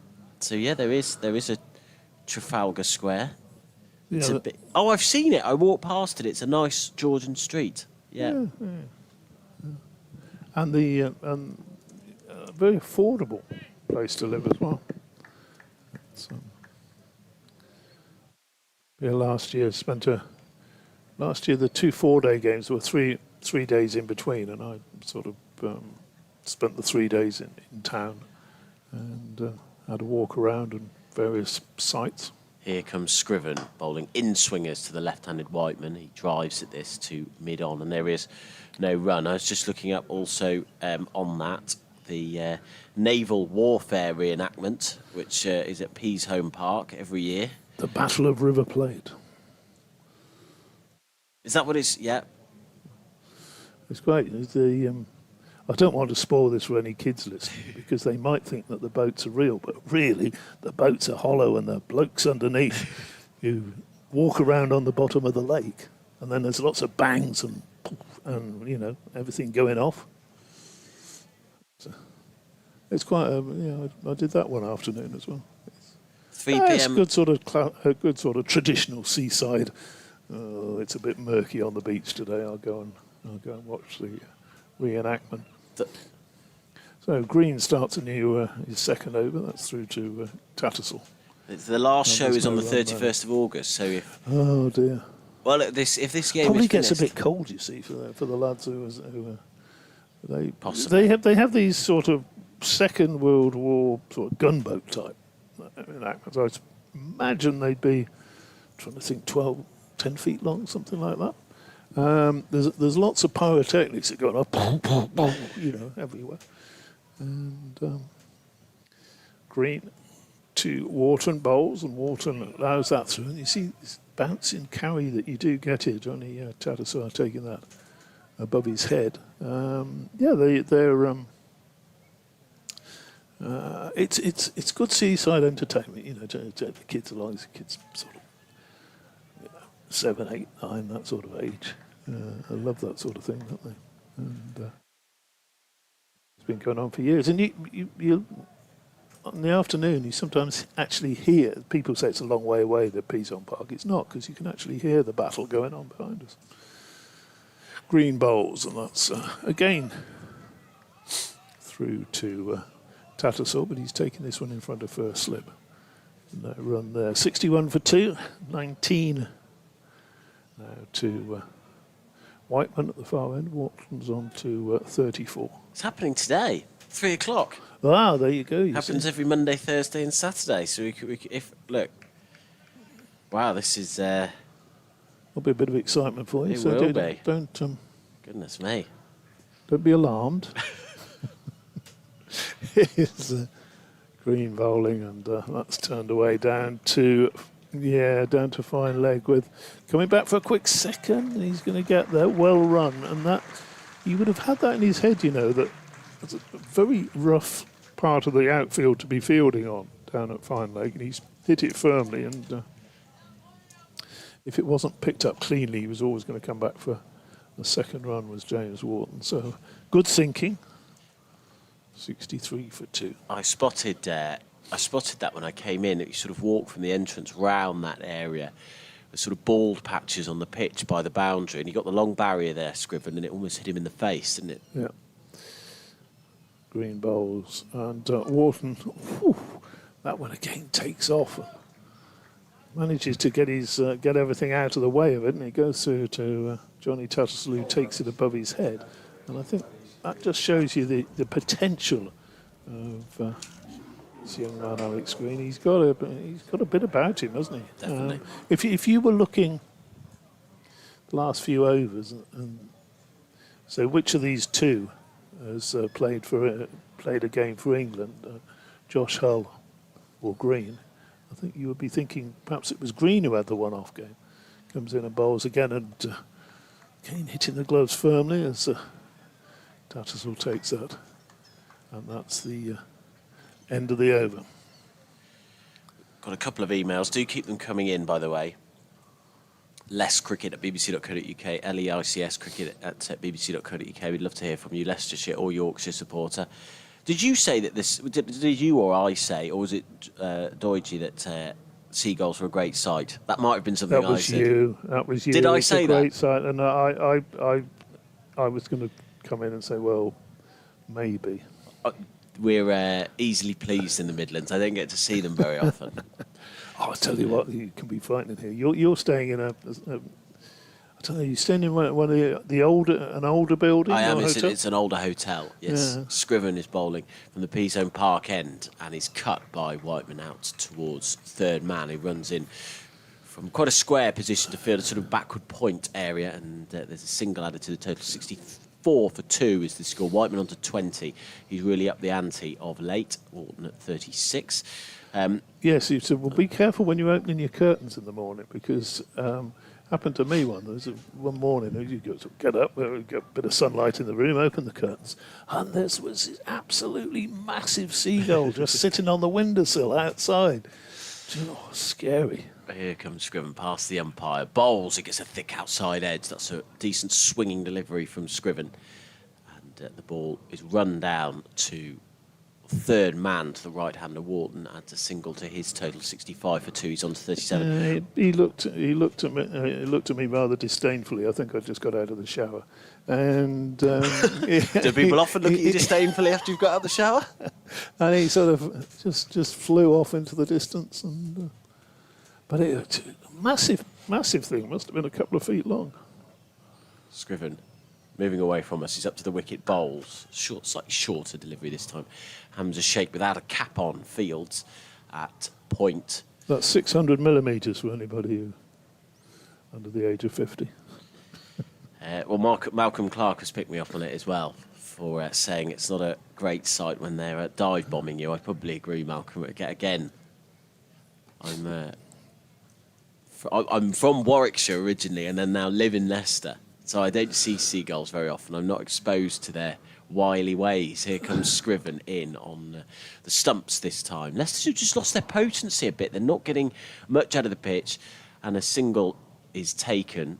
You were discussing this, weren't you, with Jonathan, that there's quite a lot of life in the first hour of a game here at Scarborough, but it can die down a little bit. I suspect we have seen that. If you get through to lunch, then you can cash in the afternoon session. So.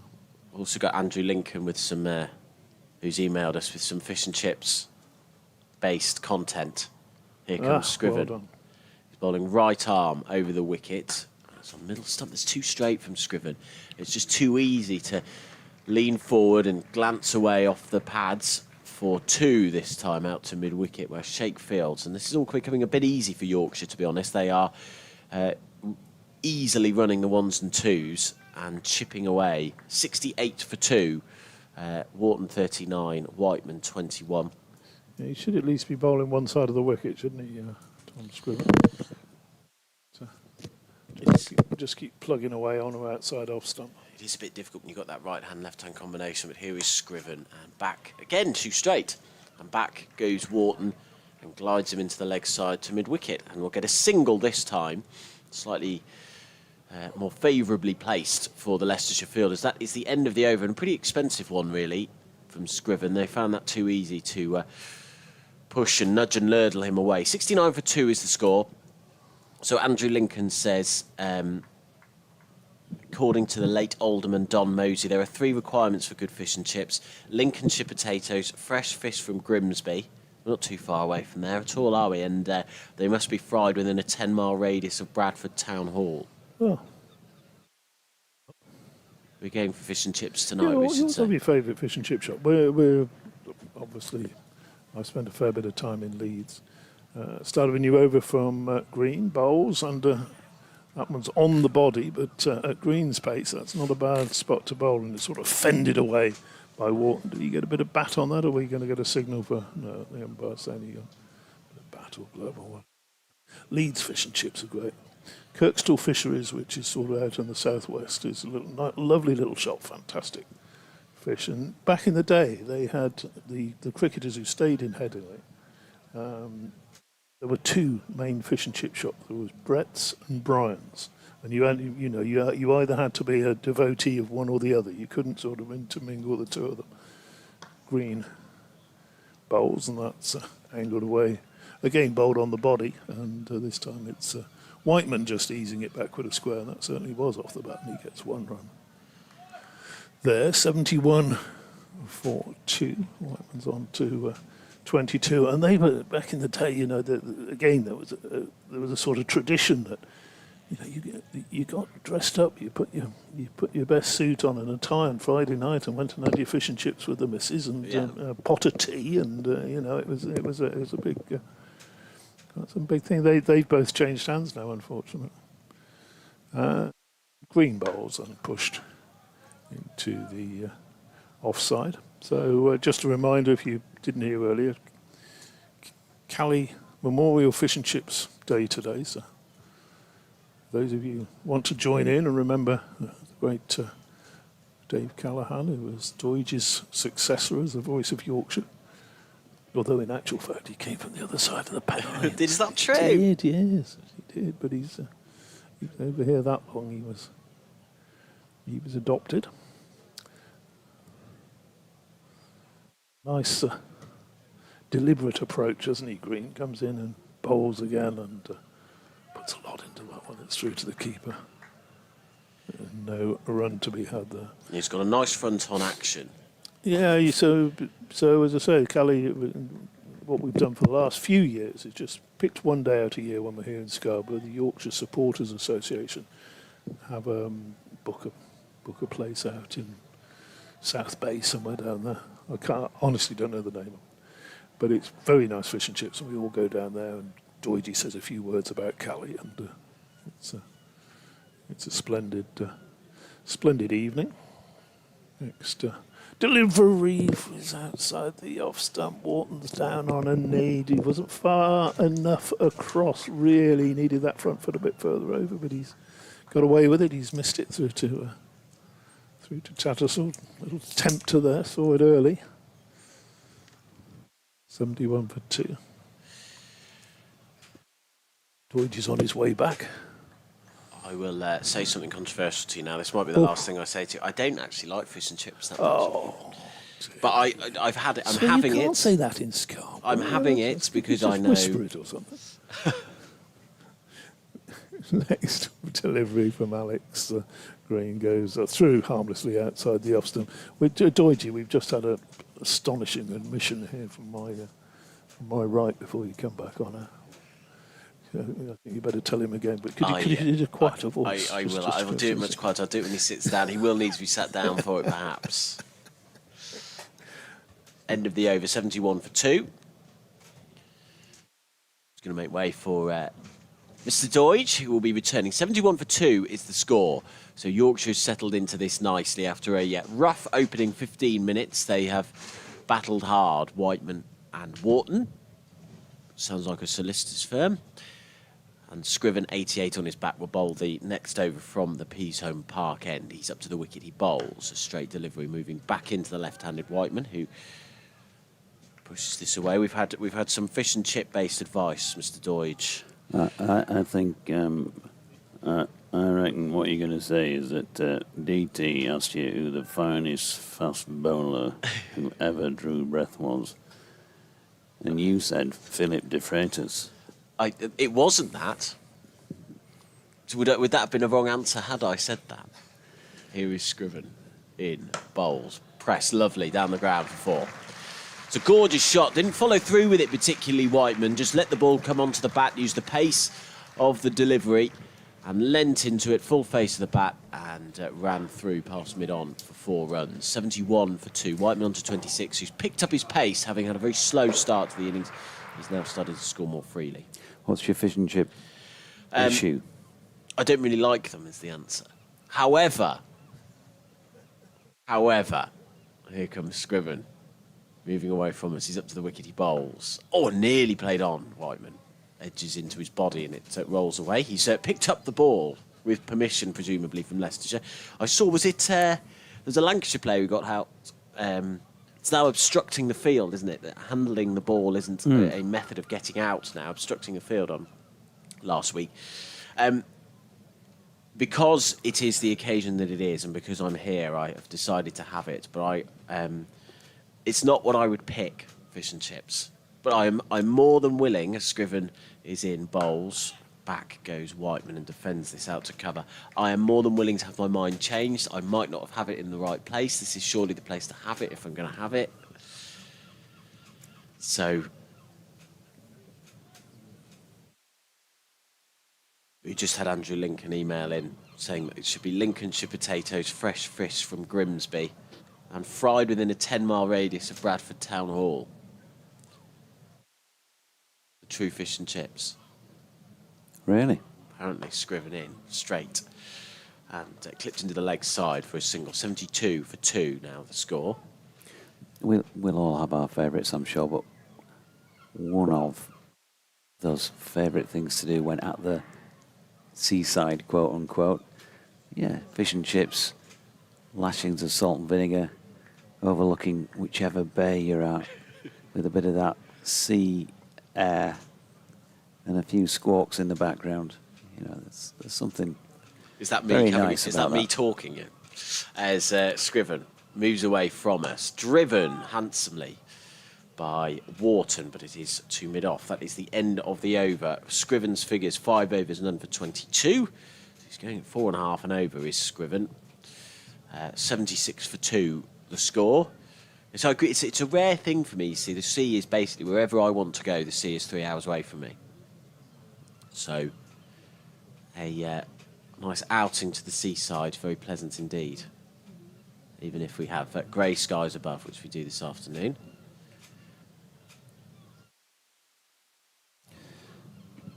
So, 70 for this third wicket then so far. They came together for a first ball of the 4th over. And so they've seen off just over 20. I've been really impressed with the way that they've both batted. Wharton has been the more fluid and free-flowing and has put pressure on the bowling attack that way. But I think Whiteman's just sucked up all the energy of the Leicestershire bowlers. Yeah, lots of leaves. Disciplined sort of player, Sam Whiteman. 27 to him, Alex Green. A muscular Alex Green running towards us. Bowls this one now. Johnny Tattersall takes that. Having seen Whiteman play another leave, you can get in touch on BBC West Yorkshire Sport at gmail.com or on X. That's that Jonathan Doidge. Said that, let's see what we've got for you this morning. Just been for a wander around, been over to the marquee. Had a chat with a few of the suits. So Rodney Walker, he's over there. So Alex Green bowls, is wide of off stump, and probably lucky not to be wided there. Sam Whiteman leaving well alone. Rodney Walker, former chairman of the Rugby Football League. Nick Kay, who is whatever his title is, sorry Nick, can't remember, at York Cricket Club, where of course Yorkshire play at least a couple of days a year. Chairman, secretary, president, I think I might have mentioned whichever title it is within those three. But it was a very, very good job over there. He's having a bit of a day out, as that's fairly full, and asks Whiteman to play, and then, just as I was about to leave and come back over here, broadcasting ledge, that is John Helm, just walked in with former Yorkshire and England and former Yorkshire President Jeff Cope. So they're all getting ready for a nice meal by the looks of things. Looks like there's about 150 or something in there. And David Bias, I noted, had just walked past us down the bottom with his son. He was here last night and he's back for more today. The 2001 championship winning skipper. There's a ball short of length by Green and typical of the sort of delivery we were talking about early in the morning here.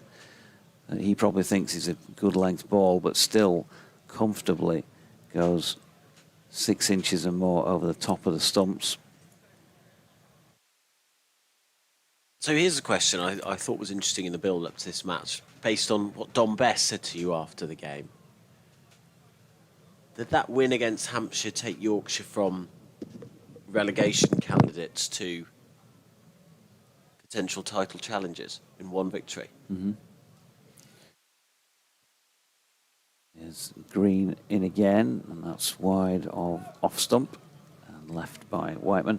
Yeah, so just, you know, what basically the question was driving at, as I'm sure you probably worked out, was, you know, are you trying to avoid relegation, or are you still trying to push at the other end of the table? And he said, well, I'd like to think we're, you know, we're pushing. So they moved up to whatever it is, 5th or 6th. 6th. Yeah. But in terms of the cramped nature of the table, points, you know, if you win this match, then you are in a different kind of argument to the one that you were had you not come out on the right end of last week's. And if you lose this match, 2 in succession, as Whiteman turns that one to leg, and there is a single to complete the over at 77 for 2, 78 for 2. In fact, I've just changed it to 29 to Whiteman, 41 to Wharton. Yorkshire's own 2 Ws. Yeah. It's a really interesting one, isn't it? We were watching, as you know, covering Leicestershire. I think Leicestershire fans were watching that game with a huge amount of interest to see who would win that game. Felt like a massive game for both Hampshire and Yorkshire. But I thought it was really interesting that, you know, had they lost it, you would have been talking about a real threat of relegation, and yet it has turned into a potential late title charge. Scriven's going to continue his 6th over. His first delivery is a good one. It squares Whiteman up and gets a thick outside edge to backward point where there is no run. 108 points. So level with Sussex on 5th on 108, and then Essex on 107 behind you. Glamorgan on 110 in 4th. And then the 3 leaders, Nottinghamshire, Somerset and Warwickshire, on 135, 133 and 130 respectively. So it'd be interesting to know if that sort of group of 4 are either going to get dragged in or pushed down as Scriven is in. Bowls forward. Comes Whiteman and defends. I think it's, you know, for me, just I think this is probably the ravages of ageing, that when you watch so much sport, not just cricket, but rugby league, I've watched lots of football as well, you know, that it's cliche time with it's where we're at the end of the season, but it is, isn't it? Genuinely, you know, you're not the best side in the comp if you're top now. Scriven in, driven, and that's a gorgeous shot. That's a beautiful drive. That is zooming its way to the boundary through cover. Full from Scriven. And what Whiteman has done so well is he hasn't really attacked the ball too much. He has just played with the full face of the bat, let the timing do the talking. And that was a gorgeous shot through the covers for 4 runs. 81 for 2, Whiteman onto 32. Yeah, so I should say you're not necessarily the best side in the competition if you're top of the table now. You may be, but you're not the best side until everyone's finished the last match. Scriven moves away from us. Bowles left alone outside off stump. Unless you're good enough, as Yorkshire were in 2001, for example, when they won it here in August, and still were good enough to win it, having lost their last 2 matches of the season. Yeah. You know, from a Leicestershire perspective, I think if they'd have lost that game against Yorkshire, I think they would have probably been down on that day, to be honest. I don't think they would have been able to claw themselves back, despite the fact that there was a lot of cricket to be played. Scriven bowls on an off-stump line. Back goes Whiteman and punches this to cover.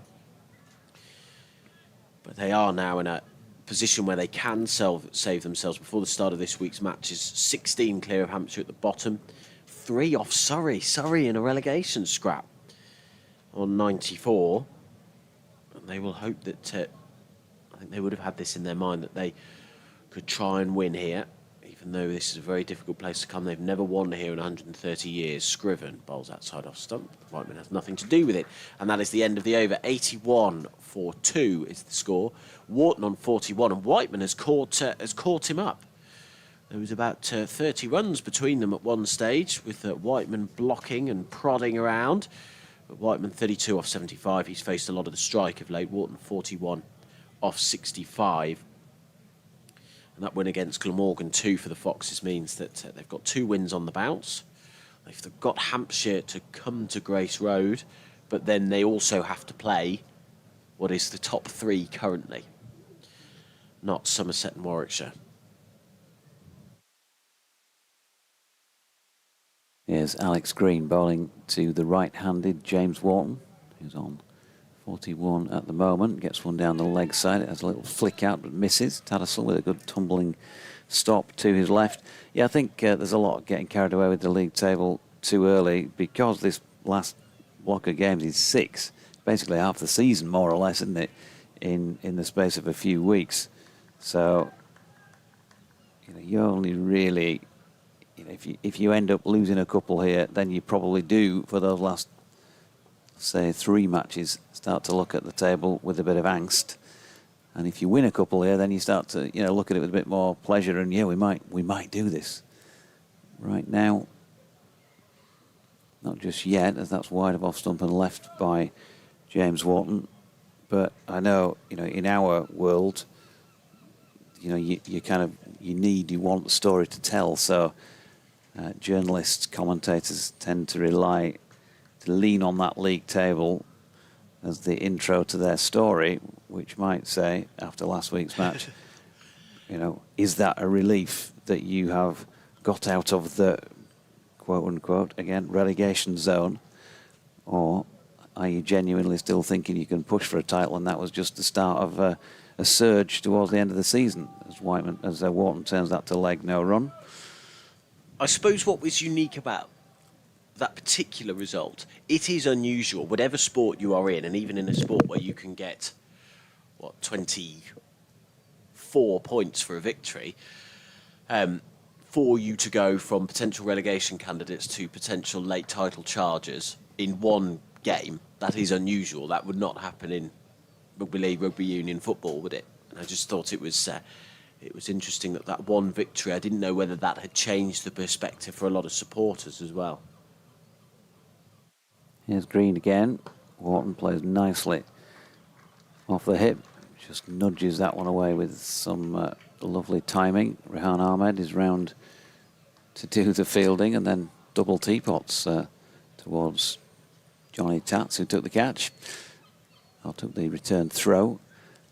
So 42 now to James Wharton, 32 to Sam Whiteman. This is the territory that they've got themselves in. They've worked really hard here. 76 runs for this third wicket partnership, but this is now that, in an individual sense, they've got themselves in. Can they? The question is, can they go on?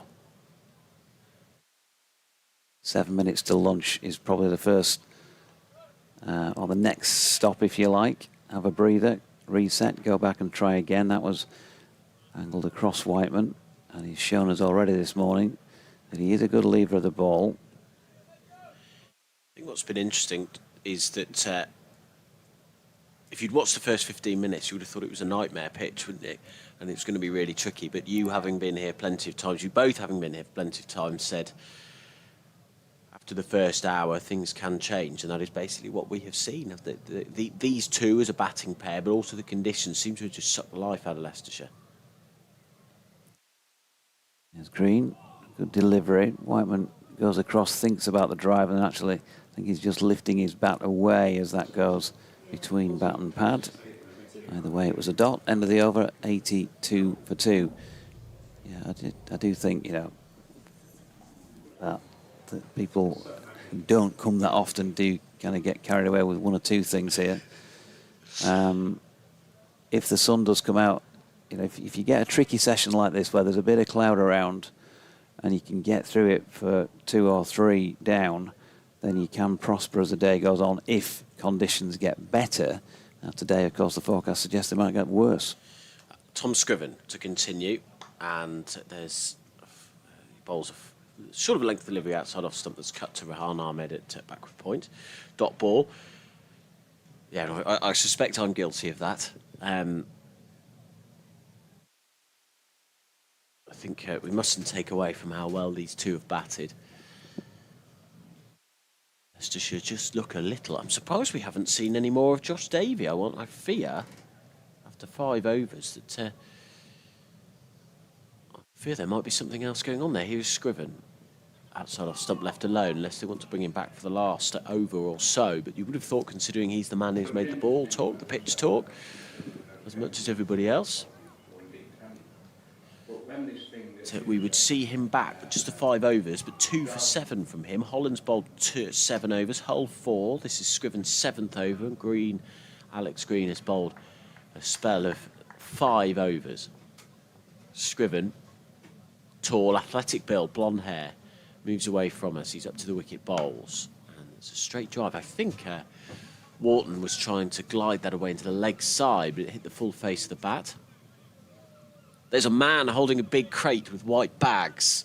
Are they destined for our ingestion? Could be. Looks looking like that way. DT is off the mark.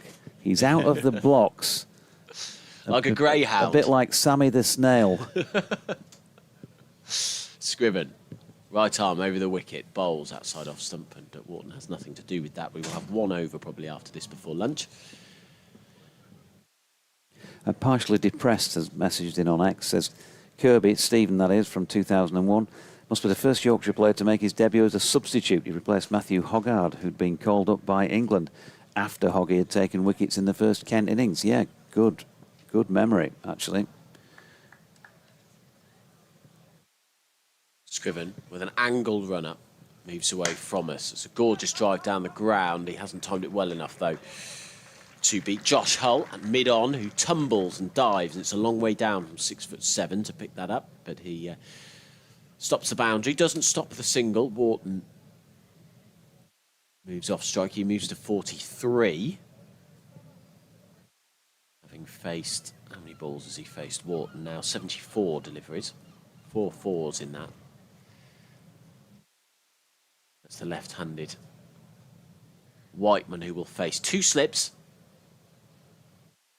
And Scriven bustling in. Bowls outside off stump. That moves away from him. And I think that was some destined to catch him out, or designed to anyway. He'd been bowling it into the left-hander. Away from the right-hander, but into the left-hander. Previous deliveries, that one went across him, but it was too wide, and so Whiteman will comfortably leave that alone. We are 3 minutes before 1 o'clock. The score is 83-2. Whiteman 32, Wharton 43. And Rehan Ahmed is going to get a bowl in the final over before the break. Good afternoon to Rich Mallender, who is probably now on his way back from Portsmouth after working down there for a couple of days, making the long journey back, well, past us in a sense, up to Darlington. Hopefully, not quite past us, obviously, in a very real geographical sense, but you know what I mean, a little bit further north. Hopefully I'll have you and a Yorkshire recovery for company over the next 5 or 6 hours. Well, there has been a recovery, there's any doubt about that now. 83-2 from 6-2, but they wouldn't want to lose one here in the last over, as it's looking like, before the lunch break. And as Adam says, Rehan Ahmed is going to come on here and bowl to James Wharton. He's got a ring field with a bit of cover at mid-wicket and a slip in place. And a man in the deep, Josh Davey, by the looks of things, at deep mid-on. And James Wharton has hit it to him for a single. Gaz Kirby, 824 Wigan, one of the great long X handles, has messaged in saying the Rhinos, that's Leeds, are going great, as are we, brackets Wigan Warriors. Please could you mention the devastating news about the passing of a rugby league legend in Sir Billy Boston? Well, funnily enough, was just talking about that in the marquee to Sir Rodney Walker, Gaz. That's, I think, a full bunger that Whiteman plays to mid-on, no run. Also, shout out for Gaz's dad, Tony Masterson, who's just outside Malton. There you go. And to Billy Boston, yeah. I mean, the first night from the sport of rugby league. So for that alone, he is an absolute legend of the sport, as Whiteman plays that into the offside and there is no run. But also, I mean, I met him a few times, never for any great length of time, but just a lovely, pleasant, you know, welcoming, friendly chap, and obviously revered by not only your club at Wigan, Gaz, but just Great Britain supporters of Billy's era. That was a dot ball turned around the corner by Whiteman there. Yeah, I've seen a real outpouring. Yeah, to him. Incredibly popular, just a galvanising figure. Special man, yeah. As that is played out into the offside by Whiteman, and there is no run. And Heavy Woolen Cup final taking place this weekend as well. I'll give a bit of a mention to this. New Farnley and Woodlands. A couple of Bradford League clubs are involved at the Barry Jackson ground. That's on Bank Holiday Monday, the 31st of August. So this game will be done and dusted one way or another by then. Well worth a trip to that. Sam Whiteman, perhaps the last ball of the session back. 84 for 2 then, Yorkshire, having been 6 for 2. Adam Lyth caught Tattersall bowled Davy for 4, and Will Luxton bowled by Davy off an inside edge for 2. Now the 2 wickets still fall, and Yorkshire was 6 for 2. But now Sam Whiteman on 32 and James Wharton on 44 have gotten through to lunch without any further losses. Hope you've enjoyed the morning's coverage. Thanks, Adam and DT, for now. The players making their way off to take a well-earned breather, and so too will we. And we'll be back picking up the microphones as they come out for the afternoon session. Bye for the moment.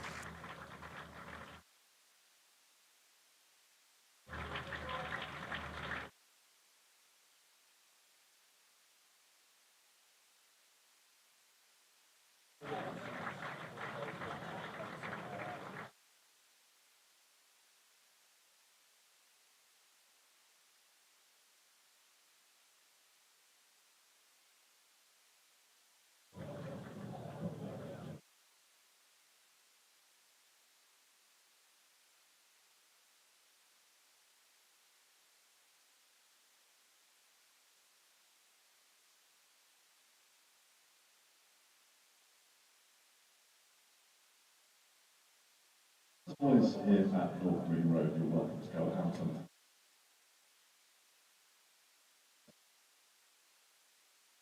turn to your seats. Do enjoy the time while you have.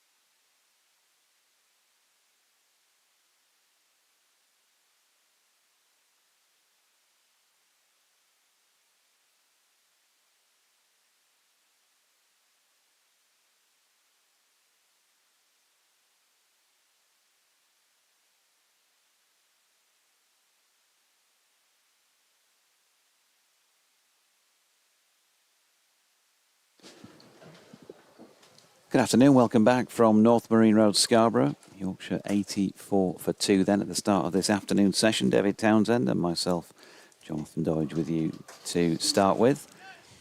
Going to be hearing as well from Gavin Hamilton in about an hour's time. He's going to be joining us for a little while as Josh Davey makes his way in for the first ball of the afternoon under heavier skies, I think, than we had this morning. And that is a lovely way to start your afternoon. If you've got a bat in your hand, as James Wharton very much has there, delightful shot wide of mid-on for 4. Yes, very good way to start the afternoon if you're a batsman. Bowler, maybe, well, excellently this morning, took the 2 wickets in his first 2 overs. Let's see what he can do coming back. Only bowled 5 overs this morning. Here he is again. Bit of swing about that delivery away from the right-handed Wharton, who punched it. Ian Holland moving to his left at mid-off to field. So Wharton on 48. Give Sam Whiteman the first chance to have a look at it this afternoon. But I do feel, I don't know what you chaps think, just in the last 10-15 minutes of that lunch break, skies definitely feeling heavier than they were earlier. We did get a bit of sun breaking through at times in the morning. But it looks to be coming in from over Oliver's Mount, way away to the gloomy, isn't it? Southwest of the ground. Here's Davey. Good delivery. There's an appeal as the ball clipped something of Whiteman's on its way through into the deck before it got to Johnny Tattersall. Presumably the pad. Could you just pass me my binoculars, Jonathan? Pass through your powerful binoculars. So I have an idea of what's going on out there. Oh yeah, you're looking the right way now.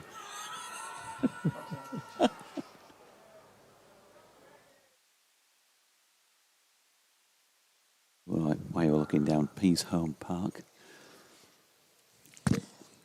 3 slips in place as Josh Davey makes his way in, then again over the wicket to the left-handed Whiteman, who drops that into the pitch by his feet. No run. The field set back on the leg side here to the left-hander. There is a long leg just down by the foot of the tea room steps, if you know the ground here at North Marine Road. And Rehan Ahmed is on the boundary. Well, in fact, he's standing over the boundary at the moment, having a chat with somebody. To his right, he's at mid-wicket. Ian Holland at mid-on. I mentioned the 3 slips. There's a point, a cover, a mid-off. Third man in place.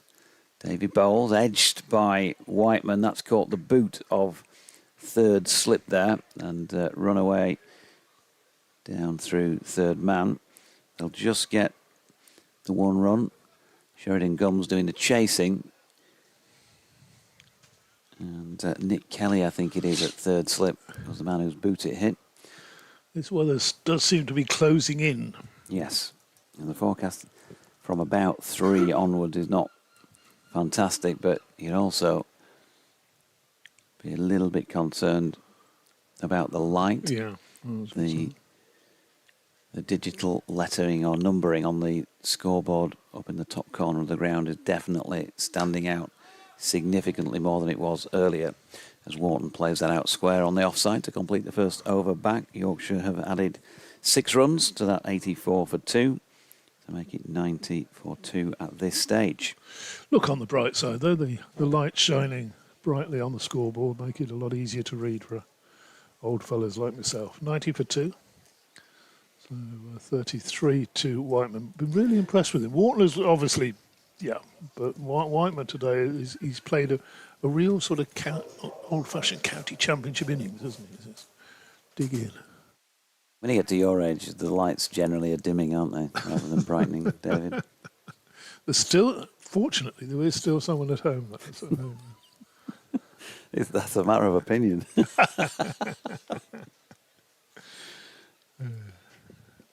So, start of the session from the Trafalgar Square end as Ian Holland bowling, and just outside the off stump there, good judgment from Whiteman.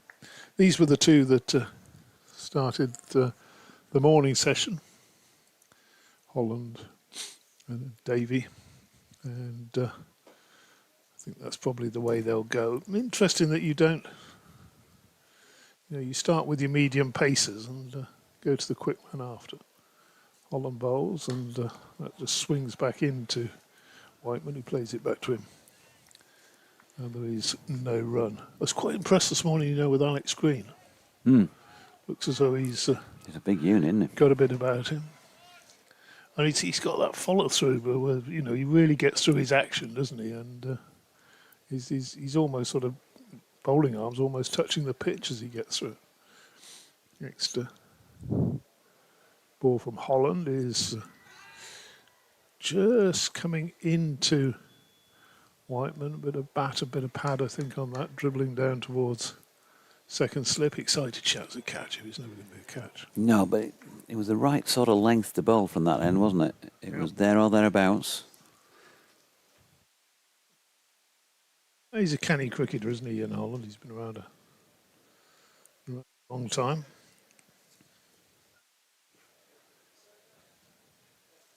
Bowls, and that delivery is just allowed through to the keeper. What do you think the crowd is here today, Georgie?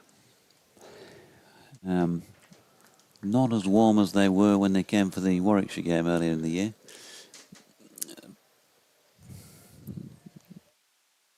Couple of thousand. Yeah, could be.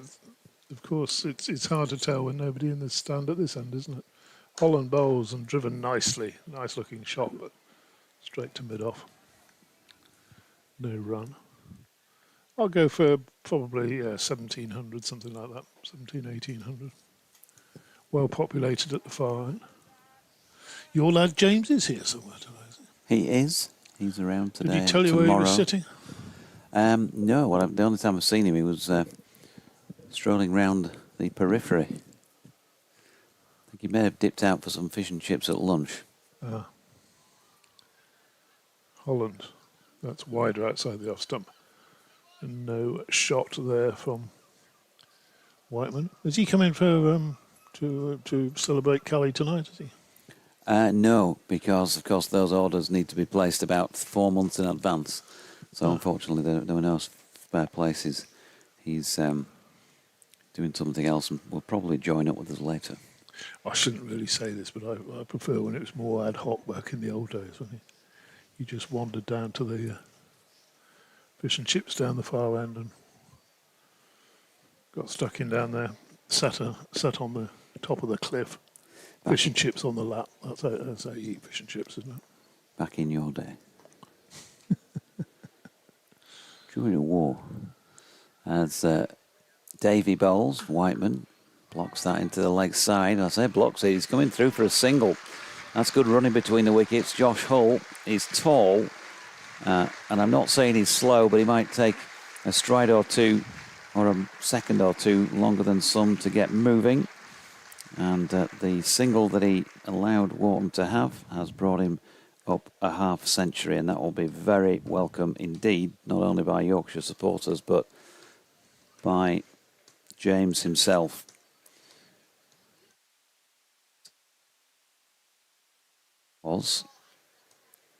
Now then, let me see if the scoreboard will catch up. I think it could have been 80 deliveries, thereabouts. We'll give you the accurate figures in a moment. 5 fours involved. That's wide of off stump, and Whiteman leaves. 79 deliveries, my apologies. Yeah, he's been the more expansive of the two, hasn't he? He's played some very nice shots. And good 50. Head down now. Go on and Start again, I think they say, don't they? make it important. Yep, it's his third half century in the Championship this season. He's not yet made a ton. He's had a 92 in his season's best in this comp. So he would love to go on here and get that particular monkey off his back, as Davy's latest delivery is well wide of Whiteman's off stump. And he leaves. Sam Whiteman has had a century, made 101 in that high score that Yorkshire made against Sussex, I believe. Yeah, Sussex it was. Earlier in the campaign, but he's accompanied that with just one other 50 now. He did miss a few games because of his injury. He's batted 11 times by comparison to the 14 that James Wharton has walked out to bat. And Whiteman picks up another single into the leg side. Rehan Ahmed into field. 34 to him, 92 for 2. So for the moment, at least, things going okay. These two just trying to get themselves back in for the afternoon. They'll have a good idea now how this pitch is playing.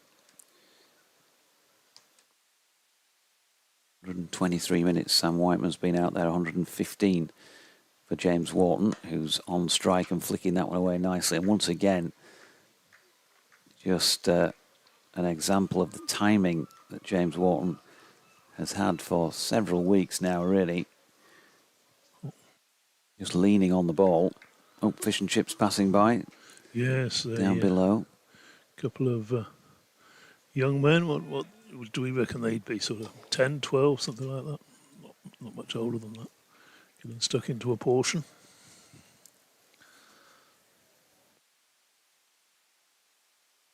We've had our first photo sent in to us for Cali Fish and Chip Memorial Day. Here's Davey round the wicket. Whiteman with an easy leave. End of the over, 93 for 2. Who's that from? Now, well, if there were two men, our commentating colleagues, who were most likely to get stuck into fish and chips at lunchtime, who would they be? Sorry, repeat. I'll give you a clue, Edgbaston. It's Wilford and Bracegirdle.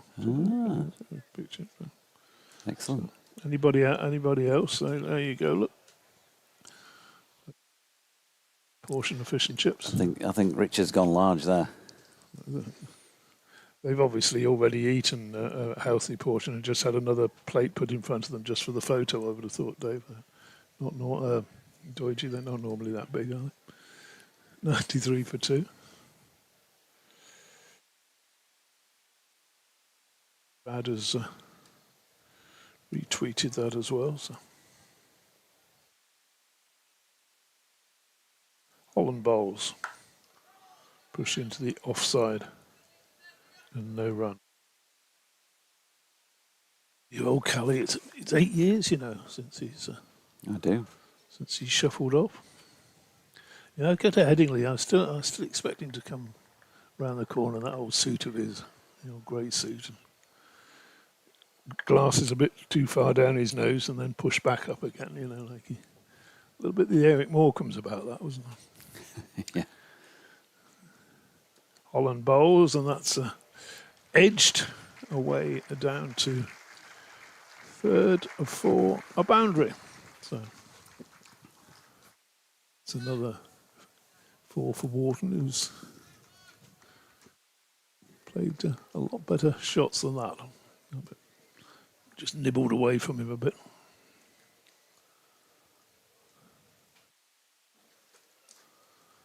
Very fine. There's a fielder there out at a sort of a wide third. But once that had just passed between second slip and gully, it was not going to be stopped. Holland, the Leicestershire captain, bowls, and that's worked into the onside and comfortable single there. Scoreboard ticks over again. You'll hear applause in a minute for the 100. Well, we assume you will. 98 for 2. That murky bit, it's just ever so slightly got lifted a little bit, I think. Would you? You think? Yeah, just from where it was, it's not quite as oppressive as it was. That first 10 minutes after lunch or so. The light seems to be brighter, doesn't it? Holland bowls, and oh dear, having batted so well, that could well have been the end of Sam Whiteman as he flashed at a very wide ball. When is Through to the you keeper. due in for the cataracts doing? Well, you're mumbling again. When is it that you're due for the cataracts doing? Yes. Here's Holland. Hey, the guy with the tartan and ginger hairs here. Tamashanti, they're called, aren't they? Oh, now you see, having played a really loose shot, Whiteman's now just lent into that delivery. That's a really good chase back as well, and saved the boundary there. The skipper should be applauding that. That's an excellent effort. I think that's Alex Green, was it? Who charged into the distance. That's 100 up. That was the applause I was promising you.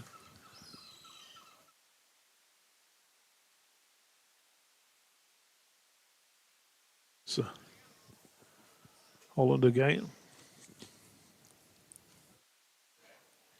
Just a dozen or so paces as he comes in and beats Wharton outside the off stump. And no doubt a little wry smile there, having found one edge that raced away for 4, and then having Whiteman playing and missing. Umpires coming together. Interesting. Can't seriously be thinking of going off in this line, can they? No. They're going to take a measuring? No. Maybe. They're okay for the moment. They were kind of saying it. I wouldn't want to be quoted on this, and I'm not trying to quote them, but the general theme of their chat with captains Ian Holland and Johnny Bairstow just before the toss was made this morning was that, we're aware that the weather may come in. Let us handle the light situation. Please don't be, moaning and groaning about it or whatever. That was the sort of general gist about it, Well, they're in charge. You'd say that on any day, wouldn't you, really? Anyway, that was what was talked the about. theme of what was said out there. Yes, Davey is in, wide of off stump, coming from round the wicket, and there is no run. Martin Bloomfield. On this day, we commemorate Callie, he says, whose matches racked up a large tally. His legendary dish was for chips with his fish. So to Chippy, let's all forth and sally. Very good, that. It's not my best attempt, admittedly. Sadly, also, I'm under GP advice to avoid mushy peas, but he sent us a photograph. Oh. Double fish and chips. Looks tasty, though, doesn't it? Here is Davey again. It's wide of off stump and left. Who's he sent that to? Me. On the emails. Oh, right, okay. Russ Harker is getting irate about the use of the term shouldering arms. We've had this not long ago. It might have been last time we were here. I can't remember now. Russ over in Berlin. Sort of means taking your arms up to shoulder height or something, doesn't it? It's not necessarily the military term. Everybody knows what it means. Davy bowls. There's a yelp from first slip as that one goes past Sam Whiteman down the leg side to the gloves of Tattersall. So please advise your esteemed commentating colleague that shouldering arms is not a cricket movement, but a military movement which are totally unrelated in style, start and finish position, and timing. Indeed, the weapons are also somewhat dissimilar. I'll try and... I don't know whether he's referring to me or Adam, probably me. I'll try and, not use the term again. I think you got a bit Sergeant Major-ish there, don't you? With the military bearing, Russ. Well, he sounds pretty severe on that. Yeah. Not sort of bloke to argue with by the sound of it. Absolutely not. As Whiteman drives that into the covers, but it's straight to the man, no run. And Gary has messaged in from Romania. So we are going out across the world, ladies and gentlemen, on the BBC. This is the first time in 10 years I've not been able to attend a game at Scarborough, so thanks for the enjoyable comms and coverage. On the subject of fish and chips, my favourite is the Weatherby Whaler at Guiseley, where I had the privilege a couple of years ago of chatting to the great and highly modest Jeff Cope. Got to be haddock, don't like the skin on, curry sauce, enjoy yours, and hopefully Yorkshire can go on to win. Thanks, Gary. That's just wide of off stump from the hand of Davy and left by the bat of Whiteman. The Weatherby Whaler in Guiseley is, of course, what was originally the original Harry Ramsden's. Was it? Yeah. But surely it should Well, be... I say the original Harry Ramsden's before you start to email in to say that was a hut. It was the same spot. It was... It's the... surely it should be called the Guiseley Whaler, shouldn't it? How can you have a Weatherby Whaler in Guiseley? Presumably because you expand when you've opened your company in Weatherby.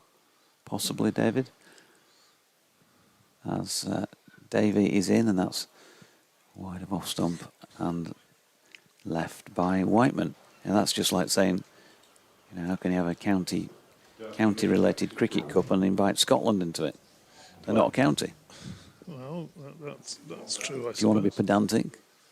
We've actually knocking over an ant. The shouldering arms bloke will be back in touch shortly. So. But if you can have a chain, you can have the Whaler chain, can't you? So, you know, you could have the Weatherby Whaler, the Guiseley Whaler, Horsforth Whaler. Holland bowls, and that's worked away into the onside. I think just off the pad. He wants a second. He's quick, that James. But he's not going to get a second there. A signal from the umpire. Didn't see one. Our kid, because I'm from Leeds and that's what we call our brothers round there. Our kid has messaged in to say it's raining in Leeds. Oh. But which is good because that's 75 miles away. Not raining here yet. Holland. And that's a nice shot there from Whiteman. He waited for that and was in control of it, unlike the slash he had in the previous over that could easily have got him out. That single takes him on to, should take him on to 39, 104 for 2. Or is the scoreboard ahead of me? Probably. Most things are these days. Holland again. Hush around the crowd as that ball again. As Wharton has that sort of shot where he comes across his stumps, doesn't he? Tries to work it into the onside. It's almost his sort of signature move, that, isn't it? Look at the bottom hand it through mid wicket somewhere. No, the scoreboard had beaten me to it. It's 103 for 2, 38 only to Sam Wyman. Mustn't get ahead of ourselves. More fish and chips going past there. Holland bowls, and that's well down the leg side. What he's trying to do there, actually, he seemed to have a different release at that point.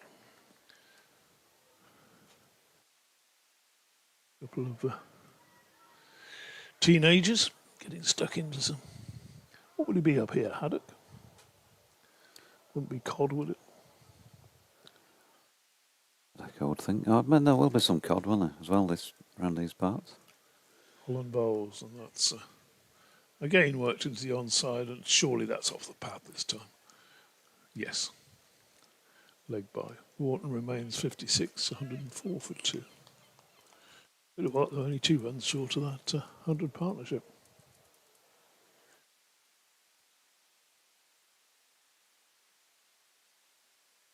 It's just a good trade, the fish and chip van away to our left, just past the pavilion. Round the wicket to the left-handed Whiteman bowls, and that's played down into the gully. No run there, the end of Holland's over. He's got a few, a bit of thinking to do, I would have thought. How he's going to break this third wicket partnership. Came together when the score was 6 for 2. And Yorkshire in danger at that stage, and they're different styles. They've these two have put runs on the board. That's Rothesay County Scarborough bat first.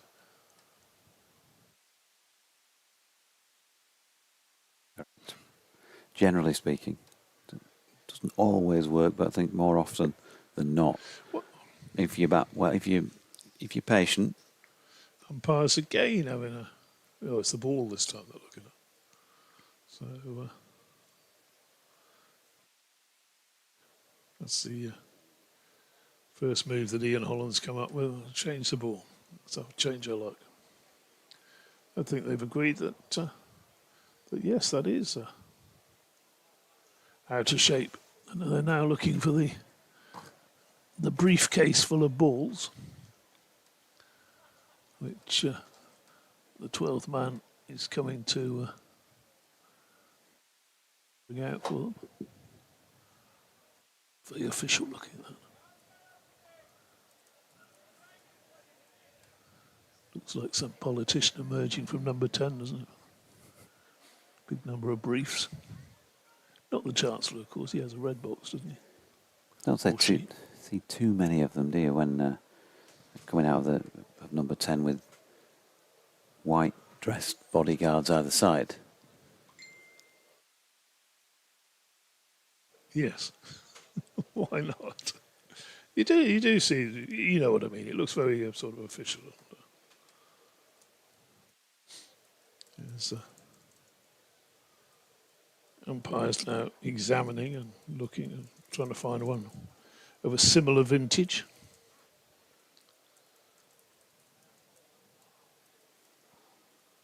It's going to take a while.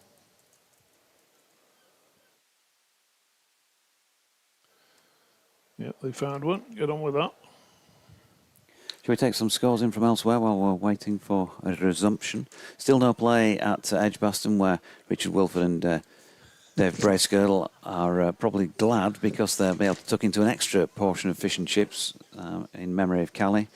So they haven't started there, nor have they at Northampton, where the umpires will inspect at 1:45. They're playing Kent, or will be when they start.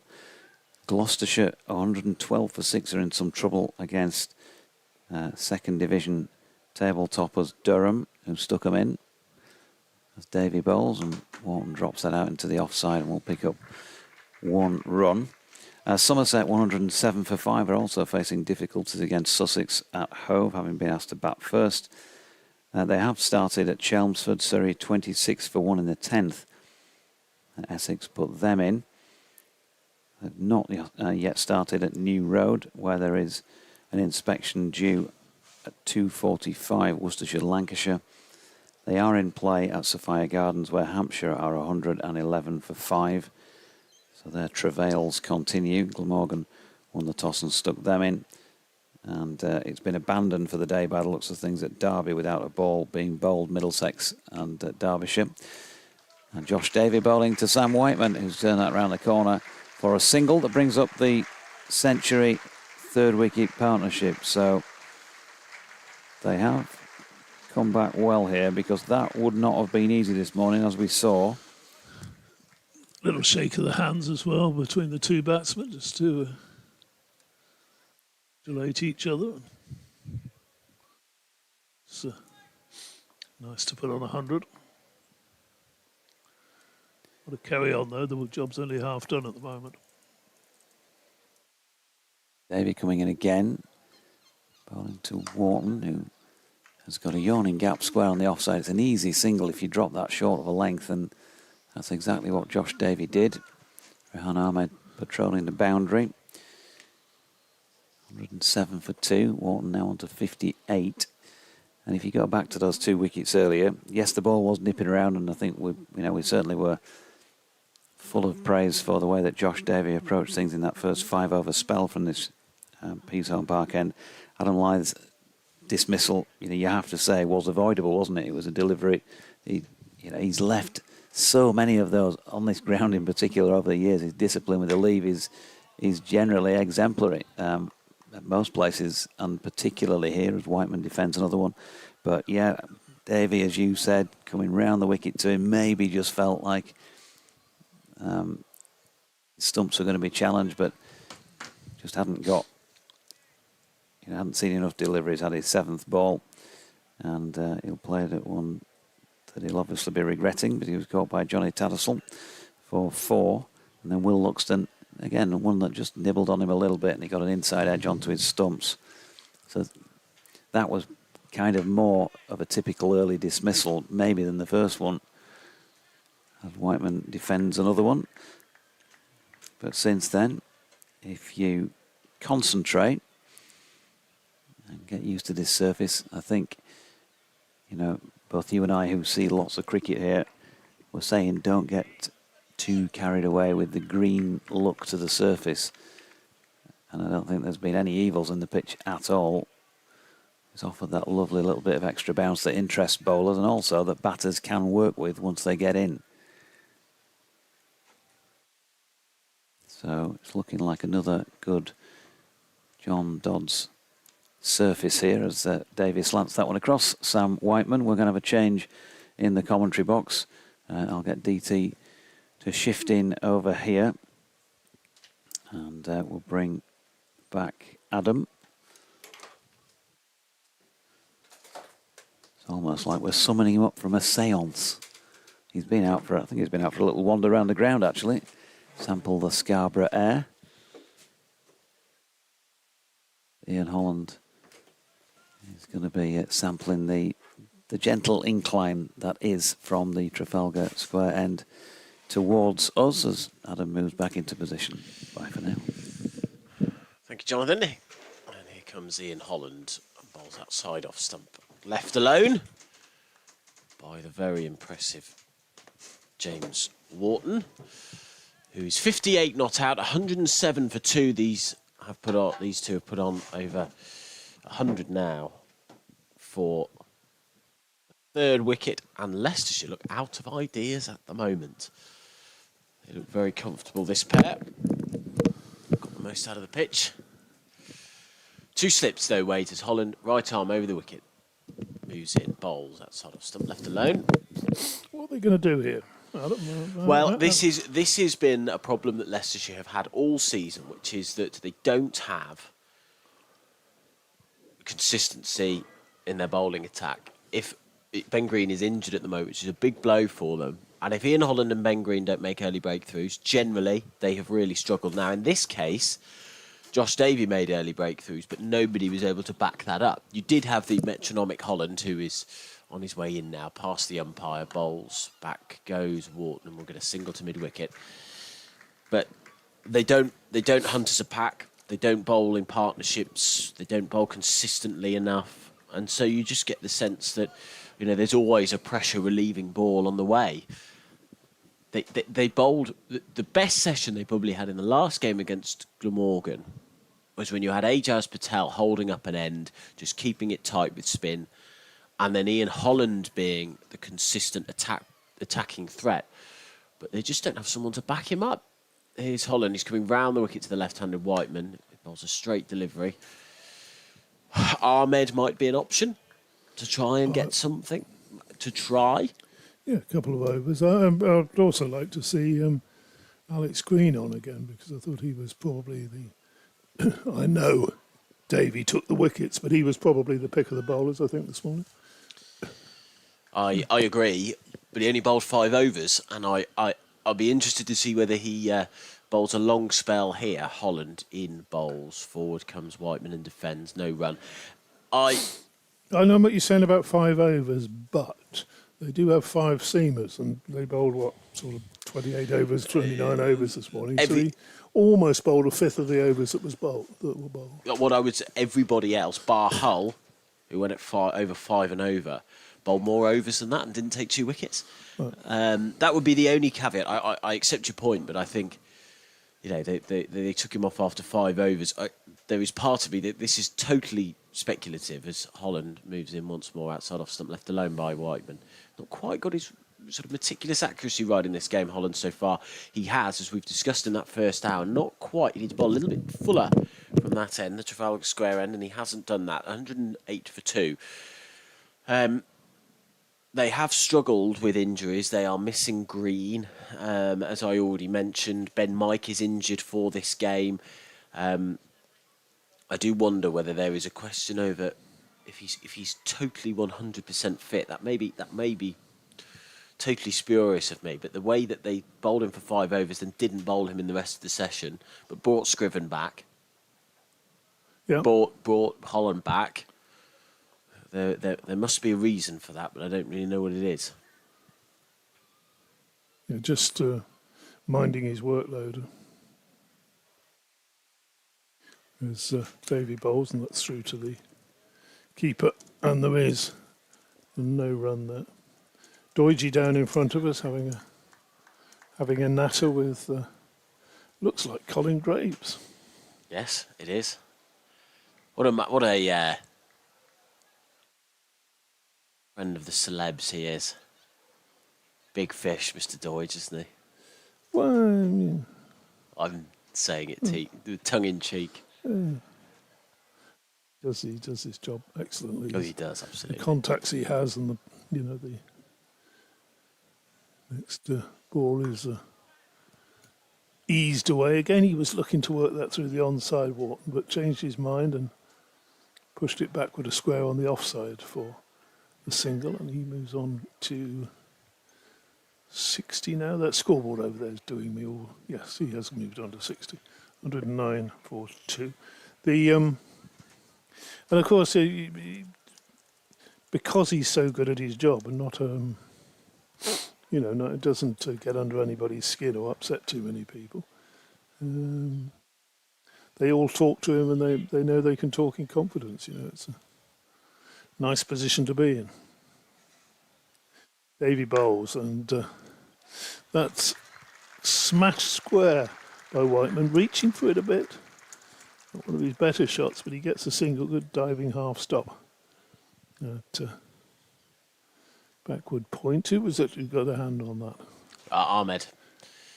Who's often find him at backward point. Ahmed, he's always in the game. He's someone who loves to get involved, and it was a very good stop. He's a very talented young player.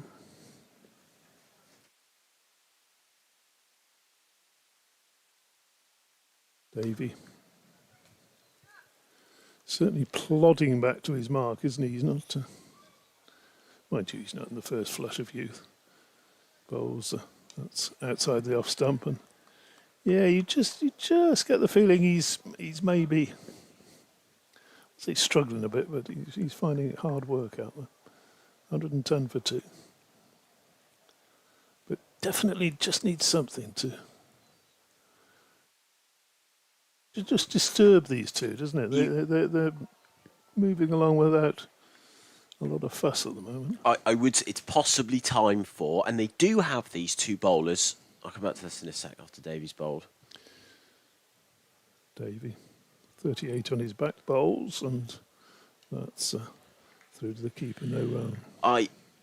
They have two bowlers who can get you wickets but might be expensive. And those are Alex Green and Josh Hull, and it might be worth giving them the ball and going, create me some magic. I don't mind if you bowl me a few bad balls. Yep. I don't mind if you bowl a few outside off stump. Maybe we'll put a couple of extra slips in. Maybe we will leave the covers open to see if we can take the risk and get players to produce the drive. But that would be maybe the option here. I'm not sure safe bowling and line and length is working. Davy bowls, and Wharton again, that little shot he plays, lots of bottom hand, just works it out towards a square leg umpire, jogs through for a single.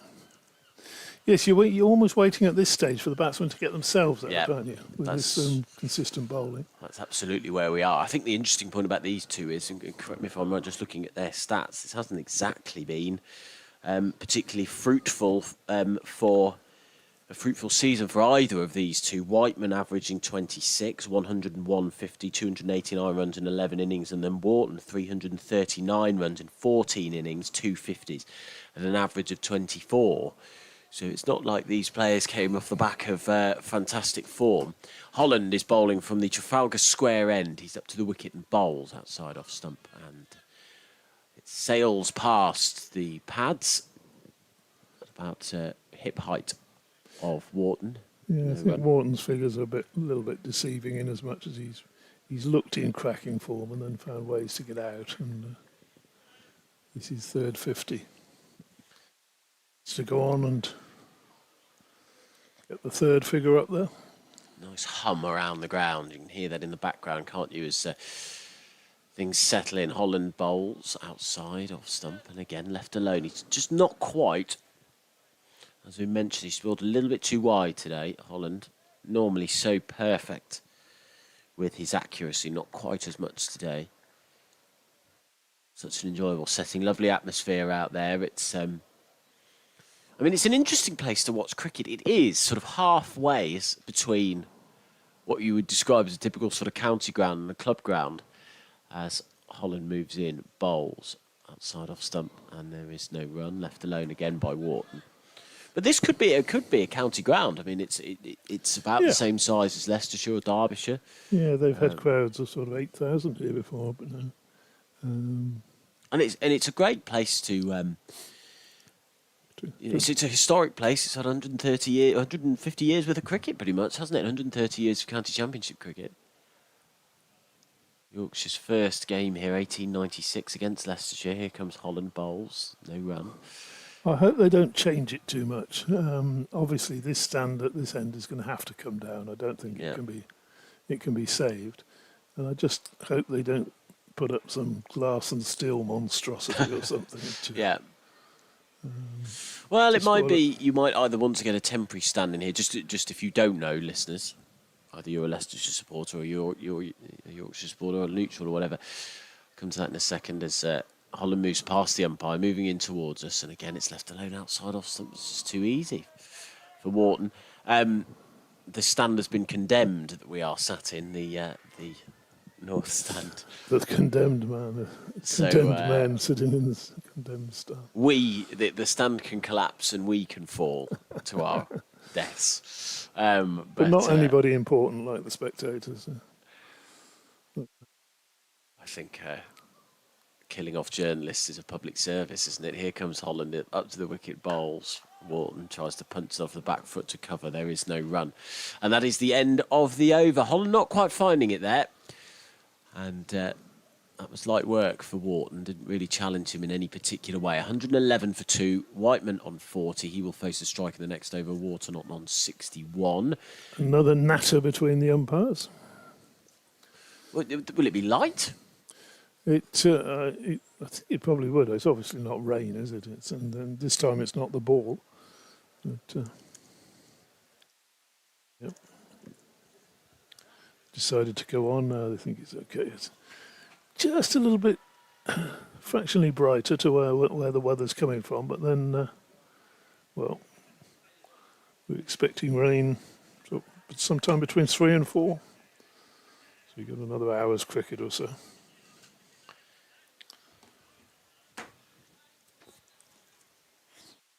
Is the change that we were expecting, but possibly not the bowler that we were expecting. Again, it's Tom Striven coming on now. Maybe they're saving the quicker guys for coming down the slope, if you like, the slight slope here. It's first ball from Tom Striven is played square the wicket. Well, I was going to say, sitting here, it looks as though it's quite a big slope, doesn't it? Yes. But if you get down to ground level, it is fairly gentle. It was the first thing I noticed walking into the ground, where you come in at the high point, don't you, at the top of the slope, and it was the first thing that I noticed as I came in. The other side to the argument of what I was talking about, I'll come back to that in a sec. Shriven. Bowls to Whiteman, who again has that slash outside the off stump. He's attempted 3 of those. 1 he connected with in the previous over, and 2 he's very nearly nicked through to the keeper. Continue. The other side to the argument, or the other tactic that you might want to employ, is now just to suffocate these two and build pressure, build scoreboard pressure. So you get your tighter bowlers in, your more consistent bowlers, which would probably be Scriven and Holland, to just build pressure. Scriven bowls. Pushed into the offside, no run. Well, last over you were killing journalists, and now you're strangling people. A few murderous thoughts going through your head, Adam. Yes. It's very picturesque but violent language. So that might be what they're going to try and do. I guess, what you could do if the tactic I first suggested went wrong was that you get these two just running away with it. Scriven bowls, and that's nicely timed, but sticks out a left hand and fields it. But this at the moment, these two seem comfortable, and sort of tight metronomic bowling doesn't feel like it's going to create much scoreboard pressure. They seem confident just hanging around. We're into the 40th over, and only 111 for 2 on board, but it should get easier from here on.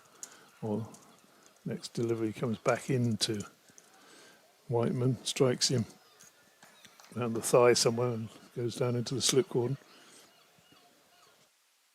You'd have to think that it's got to be one of the quicker men. Do you think they give Hull a little run down the slope? Perhaps he bowled his first spell rather loosely from this end, from the home park end. Shriven bowls again, and again that's a wide one, and a diving stop out there on the boundary. They're coming back for a third run, and well, that's very well run, and a big cheer goes up, and that ball has raced away. Was that a 7? I'm trying to work out. He was well within his rights to have a shy at the stumps, but nobody backing up, and they're trying to see what that goes down to. Certainly a 6. The umpire's got to signal this, hasn't he, to see what he's saying, because if they'd completed that run... That's the question. It's a 7. But they would have completed the run by the time the ball made it to the boundary, won't they? They will have made the 3. Is it when it passes the stumps, though? I don't know that law. It's almost like the Ben Stokes incident at the end of the World Cup, wasn't it? Cup final. They're trying to work out just how many it is. Let me have a look. So it was 111 for 2. The scoreboard still hasn't been updated, so I think we're still trying to work this out. Have you seen a 7? I don't think I've seen a 7 before. No. They're still discussing this out on the field. They might have been in by the time the throw came in. They might have crossed over. The scoreboard still hasn't updated. It's still 111 for 2. So they ran through for the third. Basically, Johnny Tattersall threw at the stumps, and there was nobody backing up, and so it flew away to the boundary. Yes, I mean, he's well within his rights to have a 7 shot at the stumps. It is a 7. Whoa! They say if you live long enough, you see everything. I don't think I've seen a 7 before. So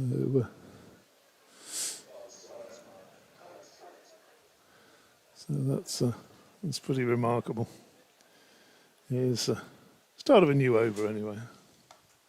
Start of a new spell. Oh, that's extraordinary. That's extraordinary, isn't it? And Alex Green, yes, bowls the first delivery, played down towards... in all of that, I missed the start of the new over in all the drama and excitement. Alex Green bowling, it was played down to a wide third-man position. So 119 for 2 is the score. I think a 7 was absolutely the right choice, but that will be the first time. Listen, well, I'll have a look and see if the internet can come up with any quick answers as to how many times a 7 has been scored. Here comes Green. He's up to the wicket. He bowls. That's a beauty. Well bowled. Tucked up Wharton for space. Bowled just back of a length. And it went flying sort of past his rib cage. And Whiteman now to 48 with that single. 119 for 2 is the score. Dropped his hands, didn't he? There, got them, made sure the gloves were below the trajectory of the ball, and wasn't going to glove a catch, and very well bowled. He's impressed me today, I must say. Alex Green.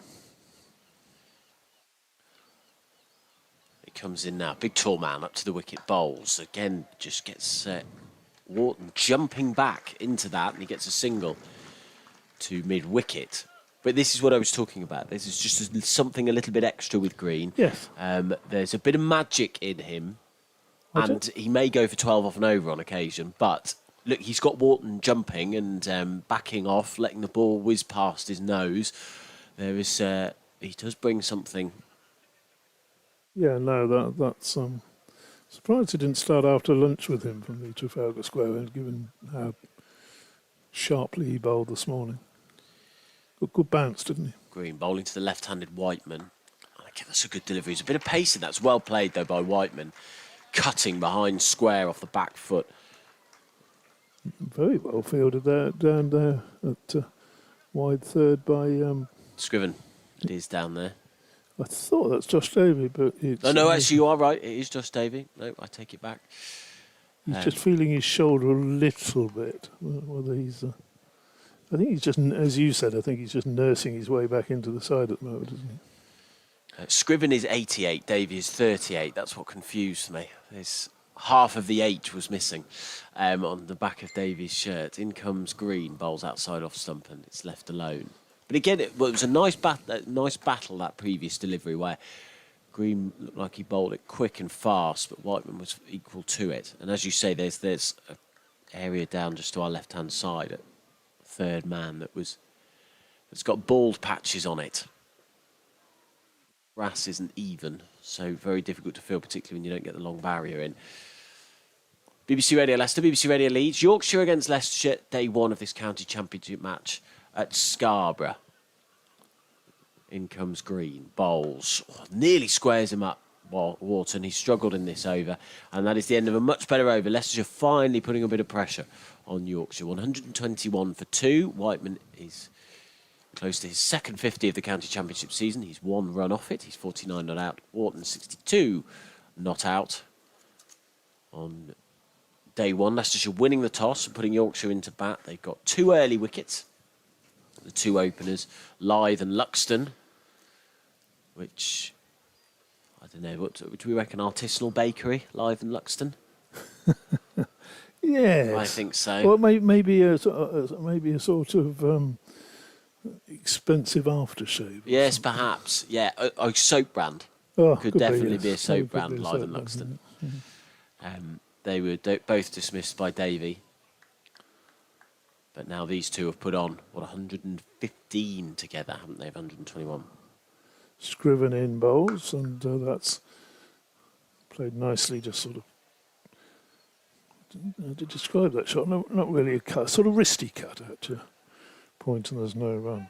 Andrew Frank has been in touch.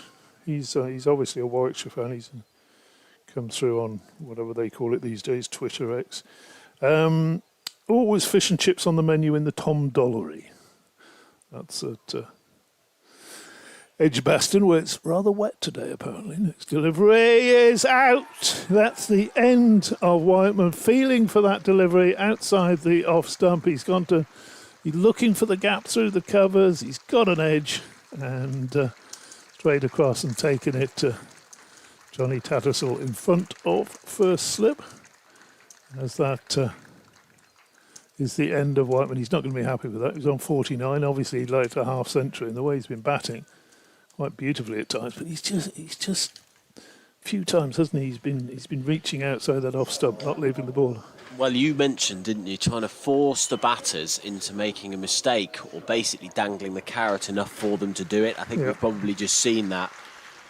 Put it on a plate and see if batters will make a mistake. And he has done. He's gutted, isn't he? He's raising his head to the heavens all the way off. Well, he's trudging very slowly off the field. 49. He knows that he's messed up. You know, he knew he shouldn't be playing that shot. He's played that shot and he's got out, and now he's walked off saying to himself, why did you play that shot? You know, that's what it comes down to. Matthew Revis coming in. One of my favourite cricketers. And, well-known Yorkshire supporter. I haven't seen her here today. Lily Alumu, who's a regular correspondent. She's reckon she's the chair of the Matthew Revis fan club, so she'll be delighted as another big man makes his way out to the to the middle there, made some good runs here. We get Over emails the all years. the time from her. She's enjoys getting emails from her in the last game. Oh yes, Lily's a big supporter. Can't see her today. She usually sits in front of the pavilion there somewhere, but she'll no doubt catch up with us somewhere during the game. I didn't see that coming. That came out of nowhere for me. Well, yes and no. I agree with that, but if it was going to come, it was going to come outside off stump, wasn't it? Yeah. So, we got 2 right-handers in for the first time today. Just Matthew Revers taking his guard, 121 for 3. Looking around the field. 2 slips. Gully, backward point, extra cover, mid-off. As that one's way outside the off stump. You're going to need a very long bat to get hold of that. And just to finish off that message from Andrew Frank, he says, what was it, always fish and chips on the menu in the Tom Dolloway? Probably not the weather for crossing the Pershaw Road for the chippy just outside the ground at Edgbaston. So it's obviously still very damp down there. There's next delivery outside off them through to the keeper. Anybody looking to get in touch with me, you can do it on DT_old chap. So it is what Doidgy always calls me, and I thought I'd have a change from DT cricket or whatever it was before. So there you go. Less cricket at bbc.co.uk is what you want to email. That's a shocker, that really is. Here comes Scriven again. Bowls and... Oh, Revis comes forward and is beaten and makes the point to the umpire that he didn't get any bat on that. Less cricket. Dear. Make you popular with the ECB, mind. Yeah. LEICS cricket. Yeah. Like you're writing a letter, yeah.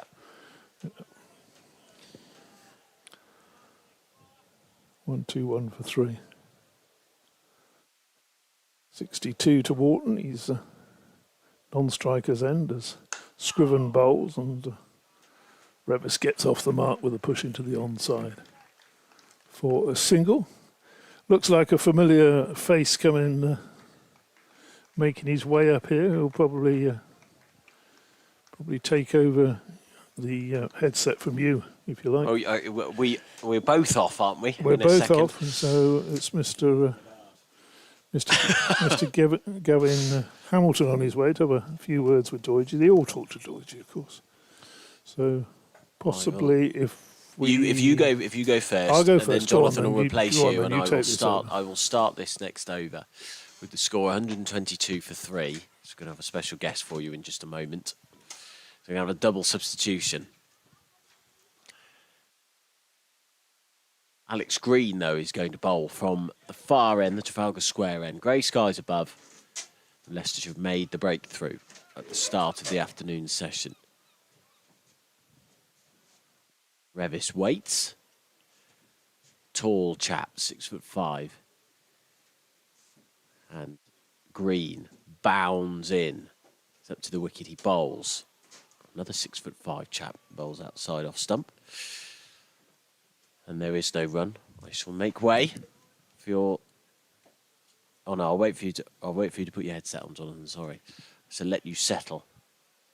Sorry, look, first rule of broadcasting is never have liquid that is knock-overable near broadcasting equipment. And what's happened, I've got up with a cup of coffee that's not got a lid on it, and there's not a lot of on the desk. Yeah. Green storms in, he's up to the wicket, bowls, straight delivery. Revis comes forward and plays it back to the bowler. And now I will actually head off, and you may introduce your special guest. Thanks, Adam. So Alex Green at the Trafalgar Square end of the ground. And yon fella, my lad, also known as Gavin Hamilton, General Manager of Yorkshire Cricket, has moved in alongside. Thanks for joining us, Gav. Thank you for having me. We are back on Sports Extra 2, so welcome back to listeners from Sports Extra 2. 122 for 3 Yorkshire. Matthew Revis getting a ball that lifts on him slightly, plays slightly awkwardly out into the left at the offside of the ground. Right, okay, is that coffee that's coffee's What's thrown in me? that coffee, Dodgy? Head on it. Head on it. And you know, before we start to talk about all of the things, Gav, I mean, today's play itself, 2 earlies can happen anywhere, can happen here, best of places. 6 for 2, really good rebuild, 121 for 3. As Alex Green turns, making his way in towards us again. Bowls to Matthew Revis, wide of off stump. That one takes off, and Johnny Tansel taking it about 1.5 slip. Yeah, shame about Sam Whiteman going at that delivery, but 49 for him. Patient rebuild, and they've got themselves back into some sort of position here. Yeah, I mean, look, let's be honest, we'd have probably had a ball. You can score runs frequently, but you can always tell a sort of a player's playing well is by the way they defend, and they've been defending with real authority and just keep sort of rotating the strike as well. So they both look really comfortable, and they were both really set. But as you say, we'll probably take this from 6 to 2. Green in again, well wide off stump. Revis leaves, end of the over, 122 for 3. So what you're really saying is, I mean, we can normally get accused of the commentator's curse, but it's a general manager's curse. If you speak to one of the coaching staff and you say they're doing pretty well out there, a wicket it was falls. literally as I was walking up. So I walked out the viewers area just as he got out, and we did mention it. So we're not acknowledging the fact that we shouldn't be doing that. But I did get a knock on the window, and let's just say a finger was used as I walked. Let's talk about happy times here at Scarborough, as we were doing last night, really. Yeah, absolutely. Just continuing that 2001 conversation. And I said to you after we'd finished, you know, I hope you were really proud of what you achieved in all seriousness, because we have a bit of a laugh at these events as well, you know, because the county had waited for so long to get its hands on the holy grail of county cricket again. For you to be part of that team, knowing that weight of history, you must have been, you know, immensely proud. It was a fantastic time to be playing cricket in general, but let alone being at Yorkshire during that time. Yes, Scriven, Wharton slightly feels at that and plays it back to the bowler. Yeah, as I mentioned last night to you when we were sat at the table, look, it was from about 1994, the sort of were drip feeding academy and pathway players into that side, and were slowly between sort of 4, 5, 6, 7, all of a sudden 8 of us were playing first-class cricket together. All know each other's game. You had Darren Lehman to that, who just was the glue. And I mentioned last night as well that at the top of the order, from a bowling point of view, Scriven to Wharton, who leaves wide of off stump. so in those days I was an opening bowler, so we had a hell of a battery of attack. But it's hard to explain that you bowl a side out or you come off fielding, you're just really confident that you've got some time off now. That's a sense of a good side when you know the top order, the Matthew Woods, Craig Whites, the Anthony McGraths, the Darren Lehmans. We're going to have our feet up for a day and a half here. So that was just the general feeling of how strong we were as a unit. And look, as I said, we knew we were going to win it at some stage. Yeah, Scriven in again. Wharton's going to take a nice quick single here to Josh Davey into the offside. So 63 to James, 123 for 3. Yeah, we were building up sort of 1998, 99, when, look, Surrey were dominating county cricket in those days. And Gloucester were dominating one-day cricket. And we were beating Surrey at Headingley. We were murdering them at Headingley. So we knew we could compete with the best clubs in the country. It was just finding that consistency. It was just when it was going to happen and keeping everyone together. But as I said, we had 8 seam bowlers who could all be playing first-class cricket, is not international cricket. Scriven to Revis, who's going to work a 1 into the mid-wicket region. And it was just, as I said, it was just a fantastic time to be in and around Yorkshire. And obviously to win it here on that day, and let's just say it was a nice celebration in terms afterwards, as quite rightfully so. It was a hell of a day. And then to come, I think, on the Sunday and play a one-day game when it was just such a relaxed environment that we'd won something, we'd won it. And then to obviously get 390 odd against Notts from nowhere in a 40-over game, it just proved that it just took that.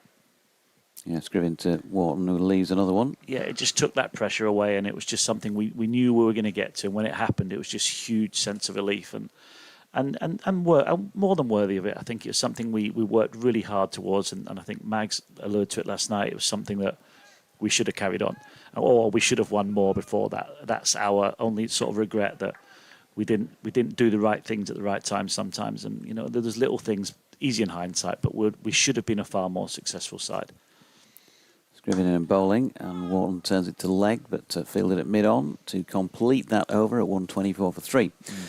And so, I mean, as you were saying, yeah, and that's a really relevant point to what we see this season, or any season in recent times, because the theme since I've been the commentator for the last 9 seasons has, there's always going to be some good days, but as a general comment, first innings runs have not been that easy to come by, and therefore bowlers are not always in a position where they can do what you guys were doing, because you were all so good at what you did, and then your batters would go out and back you up. You had a certain, D. Lehman playing for you. Absolutely.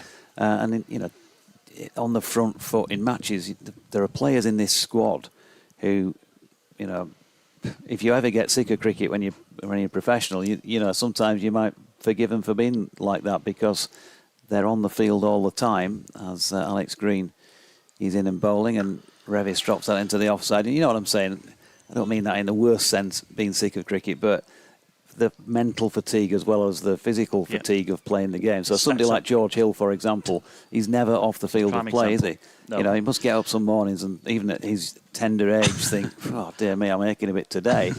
I wish, the top order might just get us a few more and give me... I mean, it's soul destroying. Obviously, I batted 7 and having bowled 30 overs and you're 2 down, then you're back in the game. You don't get that. You don't get that hour and a half, even 2.5 hours to... Yeah, Green in, driven, beautiful shot by Matthew Revis. That is one of the shots of the day. Stood tall, and he's just punched that in the gap between mid-off and extra cover, straight out of the textbook. So obviously it is soul destroying. I mean, Hilly's an absolute prime example. I mean, he's never off the field, but look, I don't think you would have it any other way.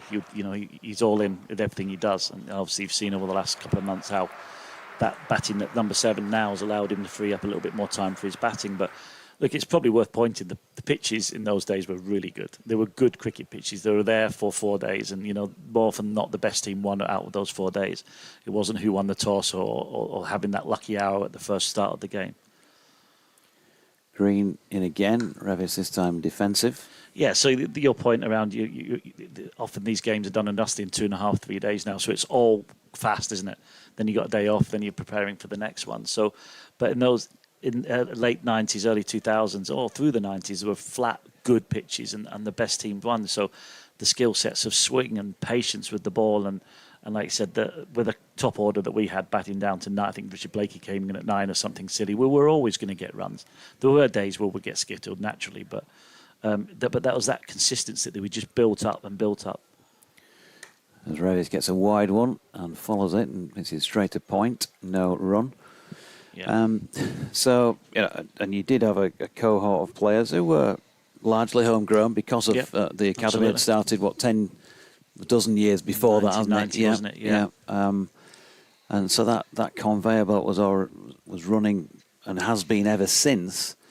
Are you in your position now, confident that you've got the players in your ranks that are going to be feeding that as we go forward? Looking at the team, for example, I'll just interrupt it with this delivery. As Green comes in and Revis again drops this into the offside, but there's no run. Looking at the team that won at Hampshire last week, Sam Whiteman, Yorkshire-born. We know he was produced in Australia, but a Yorkshire-born player. Don Bessie said himself on an interview with me, look, I'm not homegrown, but I feel like I am because I've been around so long, and he's part of it. That's good. But the rest of the team, pretty much, the Jack White, of course, as well. There's loads of lads in this squad who are homegrown players.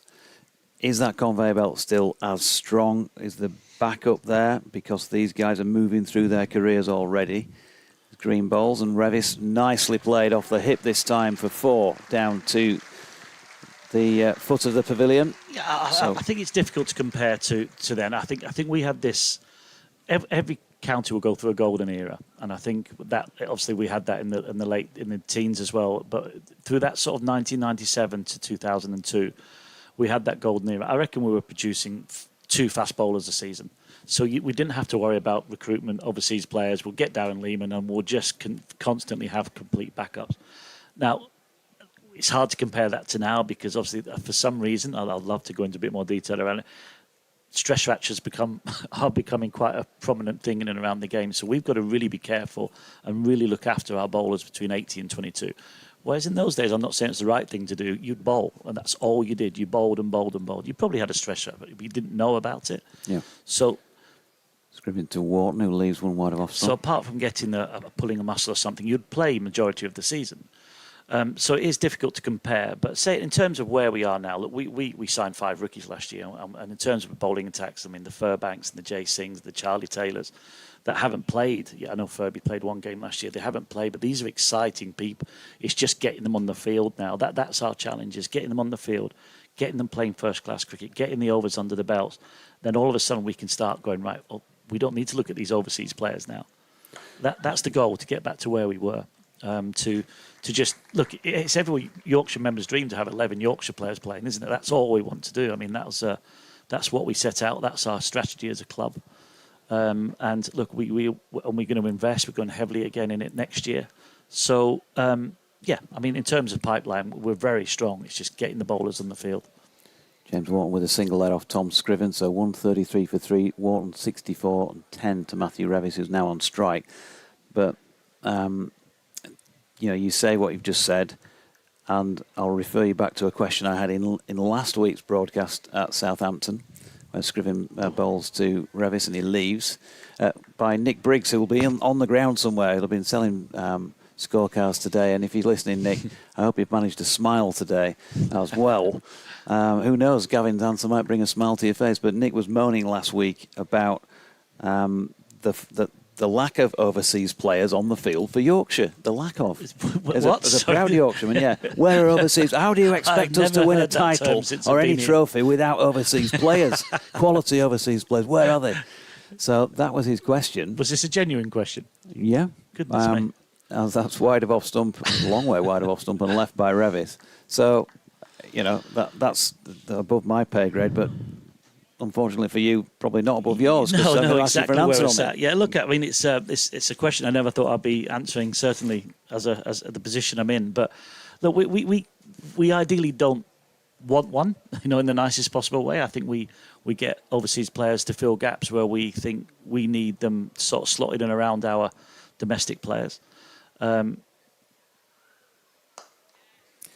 Revis defends back to Scriven. Yeah, I mean, we obviously try and we want the reason for overseas players is to add value to the squad and to the current team. So, obviously at the start of the year we had a couple of injuries, so we need to make sure we're a little bit light in the bowling department. But look, we've got Kuldeep coming in next week. He was our absolute priority for this part of the year. We wanted him for at least, well, ideally 5 out of the last 6, but we could only get him for 3 due to sort of international commitments. So the other. Scriven to Revis, who works a single through mid-wicket. Could be a 2, actually. Yeah, they're coming back for a second and will comfortably get there. Good running by James Wharton. Put pressure on the field. It wasn't a clean pickup, which allowed him to get through. So 135 for 3 come the end of that over. Revis 12, Wharton 64. Yeah, so we obviously have the way upper options and something to consider as well. People that don't know the process around overseas players is we need to get a certificate of sponsorship for overseas players for visa reasons through the ECB. You only get a certain amount per year. So obviously we throughout the year we had a couple of injury scares where we had to extend a couple of certificates of sponsorship. So we only had one left for this block of 6 in the championship. So we knew that Kuldeep would be coming back, and we thought, as we take a selfie. We knew Kuldeep was coming back, and we thought, look, this is an absolute priority for us, and we need to make it work to get him here, not just for this year, but obviously we're thinking long term for him, and somebody of that caliber. And we've seen him in the One Day Cup. He has value, and he cleans up tail, which we've had a few issues with. I'd love to have seen him at Southampton last week. I don't think it'd have lasted the 4 days if he was around, would he? 4 sessions, maybe. Yeah, exactly. So, look, it's a nice balancing act, the overseas players. You know, and it's been topical that we've had this chat non-stop every time we talk about these things. But It's, and I think we mentioned it last night. Look, we as a club are very aware that we don't want to go down that line of getting them in for 2 or 3 weeks, and we're trying to minimise those small-term contracts. Wharton plays a single into the leg side. It's Alex Green continuing at the Trafalgar Square end of the ground. Any other revelations for us live on BBC Radio? Not really. Today, Nothing. Gav? Nothing of any note as yet. I'm giving you that look. Why are you smiling? If I look at you and smile long enough, you tried it every time I see you. So don't make out this like is the a new World one. Stare-Out Championships again. And if I don't blink, then you might give us something that you thought you were coming in. I'll tell you if there's anything worth sharing with you. I'm trying to be like Auntie Wainwright, off what was it, Last of the Summer Wine. You will go out of here having made a revelation to us, as Revis defends that latest delivery from Alex Green, and there is no run. So domestic players long term as a club strategy. Absolutely. Look at it. That's the goal. Domestic players, even that's having to recruit. We're just looking to make sure we're going to try and maintain that continuity, get away from these 2 or 3 week contracts for overseas. Look, they're great to have, but in terms of value to the long term platform of the club, and it costs a lot of money. It's not just salaries. It's Yep, nicely played by Revis off his legs this time to Rehan Ahmed on the top boundary for 1 run. Yeah. So you're going to be straight out there with the checkbook to Sam Hain, Keaton Jennings, and we're going to have an all-star domestic side. It's certainly something would rather explore, I think, if we're going to be brutally honest. Something that we would, we want to build a long-term squad. That we go back to 2001. We had a long-term squad. We had everything covered, but we're not quite there yet. I think we've shown with our performances this year that we can beat and compete with the best, but we're just lacking in certain areas at the right time. So we just need to, if we have to fill those gaps, we will. And ideally, that'll be with domestic players. Ooh, good delivery from Green. Leaves Wharton, although he played the original line. 137 for 3 still. Okay. Let's go back take you back in time again to 01. The days when everybody had hair and the good were days. A few pounds lighter. And obviously nobody bowled a bad ball that season all of that. And the feel for the thing that was created by the man that, we were all sat around the table that I was having a chat with in front of the audience last night, David Byas, as Green bowls, who tries Yorker length delivery, and Wharton has kept it out, 137 for 3 come the end of the over. I mean, just give us a flavour for what it was like playing under him, because, he got up last night and said, I ruffled a few feathers. Yeah, absolutely did. During my time, and was he kind of a man who you had to treat, as a younger player with caution? He had this. He's obviously he has this sort of aura around him, David. He's a big farming lad. He's quite a scary sort of person. I sat with Chalky last night, didn't I? I said to Chalky, I was scared stiff of him. He said, so was I. And Chalky, we all knew Gadge very well. But when he said he ruffled feathers, he wasn't a throw his weight around aggressive captain. He was very clever, and it was funny to think coming into our roles now in management that we were managed. I think I mentioned this to you last night. Scriven to Revis, who leaves. It was just obviously we were quite well behaved. We were good, hard work.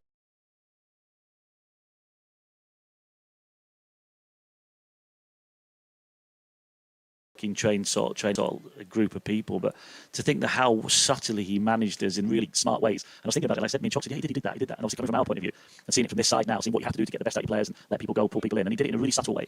But like I said, he had this presence around him that we knew he was there. He was in charge. He was the leader. Revis having to keep this one out round about off stump. Yeah, he was the leader, and that in itself, and he batted number 3, didn't move from there. He was the rock at number 3, and more often than not, he got some runs. He took on the quick bowler. So just having that man as captain and leader, and like he said last night, he just let us go, and he did to a certain extent, because you can with a good team. We weren't a team of mavericks or anything like that. We're quite, we're very disciplined in what we're doing, what we're trying to achieve. But Scriven in and bowling, and Revis opens the face, runs it to point. Yeah, so he, like I said, he had that presence, and I can't remember a time where think he lost his temper. I can't remember a time where he raised his voice at all. And like I said this to Mags last night. He said, no, I can't either. The only time I can remember him actually getting annoyed was when Jack the Snipper took his socks and ripped them apart, his brand new Timberland socks in Eastbourne. And that was the only time when he slammed the door and screamed at us. And it wasn't a very pleasant experience. But other than that, he just had control. He had control of the team, very calming.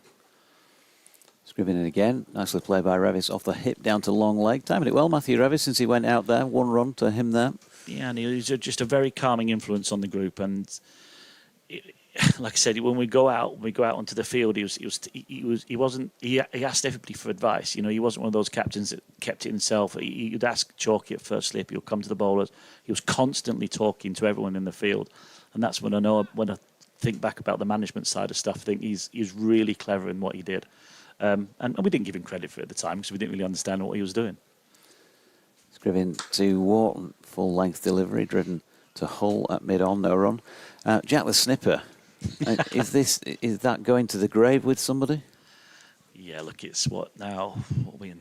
Goodness me, it's 26 years, 27 years worth of Jack the Snipper. And love to know. I would love to know. We could, sort of make a programme with a Hong Kong Phooey-like start to that, couldn't we? Is it Hamilton? Wherever he is. The mild-mannered general manager? Where is he? Could be. Scriven in and bowling, and that's flicked away off his legs by Wharton down to long leg. He's going to pick up another single.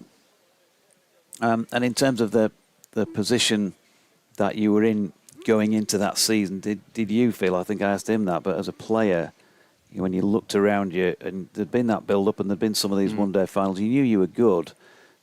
Did it feel like this was your moment? If it's now or never? Yeah, look, yes, certainly through that year, because it was one of those situations. If we'd lost or didn't win a game, it was a shock. So it's one of those experiences where you're going to win it. We knew we're going through. It must have been a brilliant feeling. It was a great feeling that we knew we could run through teams, and you hear counties talk to each other. And we go out, we'd have a drink in the evening, and we'd know that counties preparing the flattest pitch possible because we had 5, a battery of attack. We only played Dorse played that year, but leading up to it, we very seldom played a spinner. So obviously, at Headingley in those days was a good cricket pitch. Here's Green, was wide of off stump and Wharton leaves. And you hear rumours on around the circuit. We had a brilliant bowling attack, and people would, like I said, prepare those pitches to try and combat this bowling attack. So that in itself, you're building up confidence, etc. So, but going into every game, we were expecting to win and win easy. I mean, the smaller counties will go dominate, win in 3 days, get a day off. That's the way we were thinking, and that took time to get to that thought process. But like I said, the couple of years ahead of it, we knew we weren't far away. A couple of semi-finals, we were competing with the best, so we knew. Like I said, it was only a matter of time, and we could just sense that year. Wharton plays one off his legs down to long leg for a single. Yeah, but there's a lot of changes. Like obviously Wayne Clark came in, and Stephen Kirby came from nowhere. That was probably one of the quickest bowlers we've seen for a long time, and he hit his straps straight away, and everything just seemed to click. And Buff, obviously, Buffer, such a major player. I mean, I maybe unkindly, but just said to David Byers last night, take him out of the team. Do you win that title? So what I was driving, didn't he? What I was driving at was that everybody else was still a very good side, but was he just that X factor that you had over opposing teams? As Green comes in and bowls, short of length, Revis tries to pull, that's gone.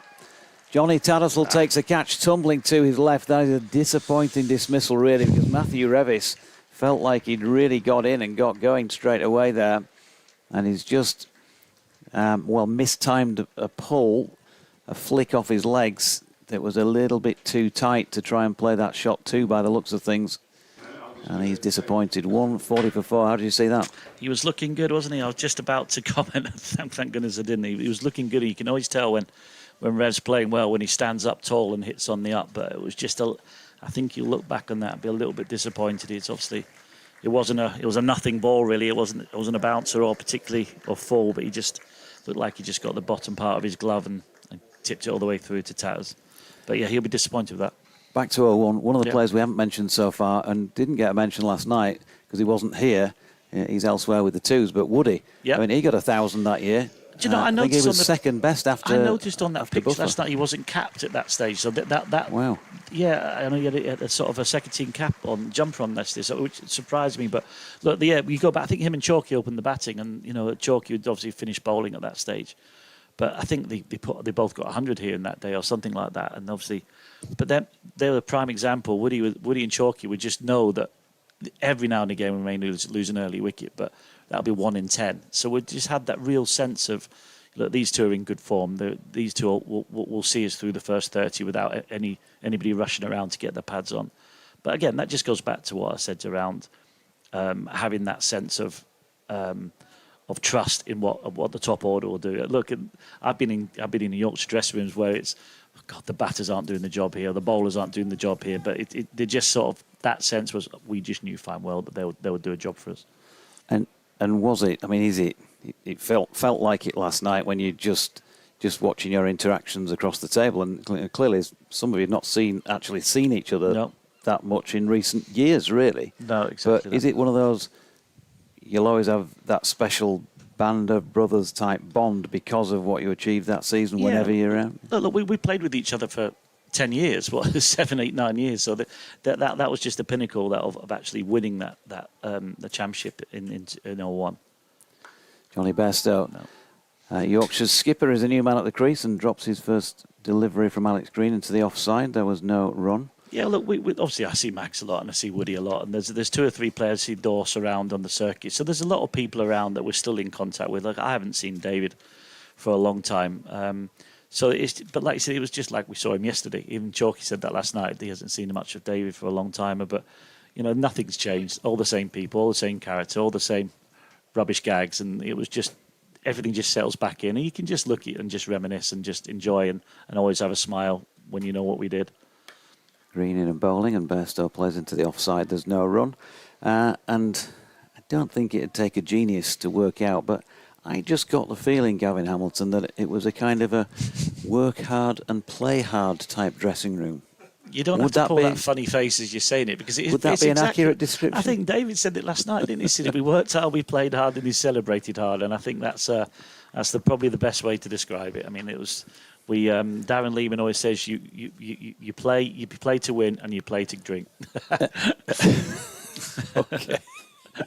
Well, I'll leave it at work hard and play hard, but is that not just, as Bairstow leaves one, is that not just the best way to play cricket? It's fantastic. Look, you've got to celebrate your wins. You play to win, and you enjoy your wins, and then you go again. That was the way we worked, and it wasn't just if we won, but it was just that environment where, look, we knew exactly where we were, and we knew. We talk about the culture and around drinking and stuff around in cricket in those days. Yeah, it was about, but look, you've got to back it up. You knew that if David Byers knew that you were out drinking and you didn't back it up, you were in trouble. So you pick and choose your times. When you win, go and enjoy yourself. But during the game, it's head on, get stuff done, train hard. Train, like David mentioned last night around the comments of opposing teams noticing how hard we trained before games. That just sort of summed the whole thing up for us. Scriven continues and bowls to Wharton, who drives nicely, but to the cover sweeper Rehan Ahmed, who's been set back for a long time today. 141 for 4 now, 68 to James. And I guess there was a bit of self-policing about all of that went on. 100%. Would absolutely. you, as in the position you're in now, and Mags can't answer for himself because he's not here, but you know each other well, and you were both part of that dressing room. Would you advocate the same type of thing for 21st century cricket? Look, the game's changed. Look, there's nothing like that nowadays. Look, these lads are ultimate professionals now. Scriven in, that's wide of off stump and Bairstow leaves. Yeah, apart from being injured most of the time, but no, the way these guys go about the games and the training and the teams and the science and medicine around it, it's all. There's no space for the sort of freedom that we had, but yes, the concept's there that do whatever you want, lads. We trust you. We know, and that we've got massively back everything you do. Just back up what you do on the field. That's all we ask. And that I've been here 2 years, and so has Mags. And while Gavin's talking there, Johnny Bairstow plays one out to point. sets off for a run. Superb piece of fielding to stop the ball in the first place. James Wharton's 2/3 of the way down, and the shy at the stumps is at the keeper's end, which probably saves James Wharton potential embarrassment, and it'll go down in the scorebook as a dot after all that, but all sorts could have happened. Still 141 for 4, and Scriven making his way in from this Pease Home Park end. To Bairstow's not yet off the mark and won't get off the mark with this delivery that goes to mid-on either. Well, Gav, it's been great to have you on board for half an hour. I know you've lost a stone during this conversation. I've scared the living daylights out of you from what I might have asked you. But no, it's been great to reminisce about 25 years ago again. It was a really special moment. I remember being in the ground that day, stood up the top side when that, the final day and a bit of the game, and the catch being taken by David Bias and the celebrations and all that, the balcony, it was just brilliant. Brilliant, absolutely. Great days. Yep, we'll let you get off and do what you've got to do. Cheers, thank you. Gavin Hamilton, we thank him for his time once again. And move on and back a little bit more focused on what's been going on. I hope that's not spoiling your enjoyment of the ball by ball. There were a few questions to ask and a bit of reminiscing to do. Johnny Bairstow still on naught. Adam Whitty is going to pop along, back alongside. We may have another guest coming in for a couple of overs as well. We shall see on that front as Bairstow dropped that one out into the offside final ball of the over, and again there was no run. So we are 50 overs into this one now. So remaining in the day we have 46. We're only just past the halfway point, so still probably the best part of an hour to go before we get to a tea break. Something like that. Yeah, 14 overs. DT's worked out. Well done. Well done, David. He is awake. He's just had his afternoon snooze. We won't go on too late, will we? Because, of course, there's no floodlights as soon as it sort of gets a bit... Well, I mean, we may not get past tea anyway, judging by the weather apps. What have you made of the past half hour, 40 minutes? Well, it's been good fun talking to Gavin Hamilton for the last half hour of it. I think... I'm not sure I've seen much different to what we saw before. Matthew Revis was in and looked like he'd quickly got used to the pace of things out there, was getting going nicely, but he's had a flick at that delivery from Alex Green. As Josh Hull is in to bowl from the Trafalgar Square end, and he bowls outside off stump. It's cut by Wharton, and he takes his total to 69. I think it's one of those days where all four batters who were out, probably less so Will Luxton, who just got a decent length delivery that nibbled a bit and he got an inside edge on it, can happen. But Adam Lyth with that little offering the bat of the ball was a bit too wide. Sam Whiteman with the ball slanted across him, that he had a bit of a push out, and then Matthew Revis is dismissed. Although probably all three of them think, on another day. Hull in down the leg side, sprays it a little bit. We know that batters make mistakes for most of the wickets that happen in cricket, Adam. They do, but some days you might get a couple of beauties where you just clap the bowler. But today, not that sure. I mean, Josh Davey bowled well, but that first wicket was a bit of a bonus compared to some of the deliveries he bowled, and then the second one, fair enough. I've just written a piece for the website live feed, which, to be fair, you're probably on already if you're listening to us, so you know it exists already. But if you're heading out, you can keep up with live text updates. Here comes Hull, bowls back.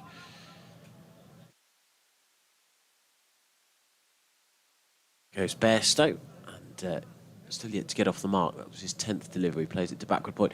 I just felt like Yorkshire have let Leicestershire back into the game a little bit. It didn't feel like there was much going on out there. Leicestershire didn't really seem to have many answers to what Wharton and Whiteman were doing.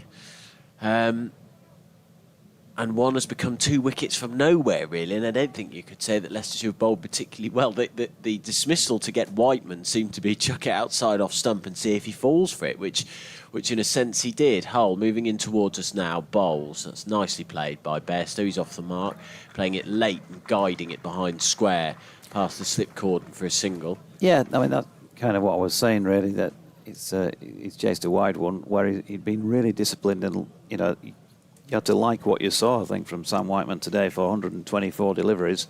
The 125th was one that undid him. And there's still some good players to come. I always think here, and DT will give you his thoughts when he's back on as somebody who's watched a lot of cricket here, but I think if you get 300, well, you're not saying that's a match-winning score. You are very definitely in the game. Yeah. 1-4-3 for 4, the score, as Hull is in. Oh, that's a beauty.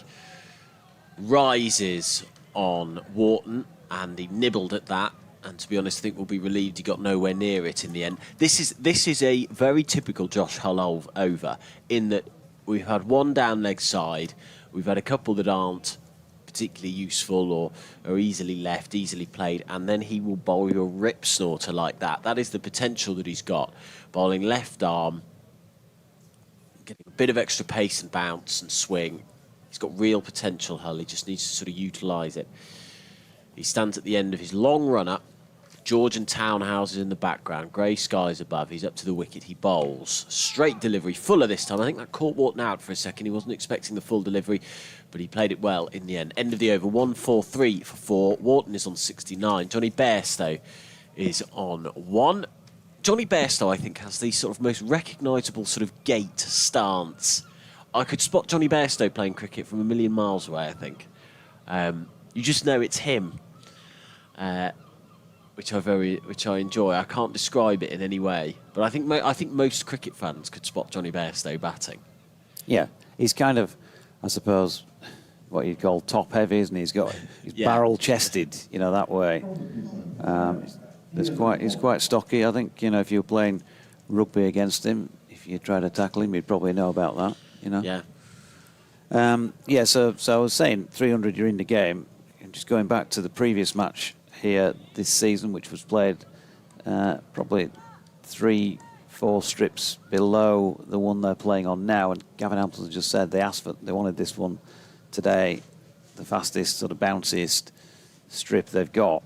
And it's played that way, hasn't it? With anybody who's got any pace, it really has been a nice bouncy surface for bowlers to work with. But batters can also benefit from that too, as Holland is on at the Peasarn Park, and Bairstow plays one of those quite loose, isn't he? How he plays some of these shots, quite sort of dismissive, and if he doesn't time them, doesn't look as aesthetically pleasing as some players' shots. But then when he does catch it right, it will fly. Holland in again, it's wide of off stump, and Bairstow leaves. So first time around in that match, Will Luxton got that big 100. Yorkshire made 469 all out, which here, you know, that feels like a big score. 263 all out for Warwickshire. We've got DT with his electronic equipment on in the background. And then Yorkshire declared at 246 for 6. So they were again on for 300 plus. Holland's in and Bairstow leaves.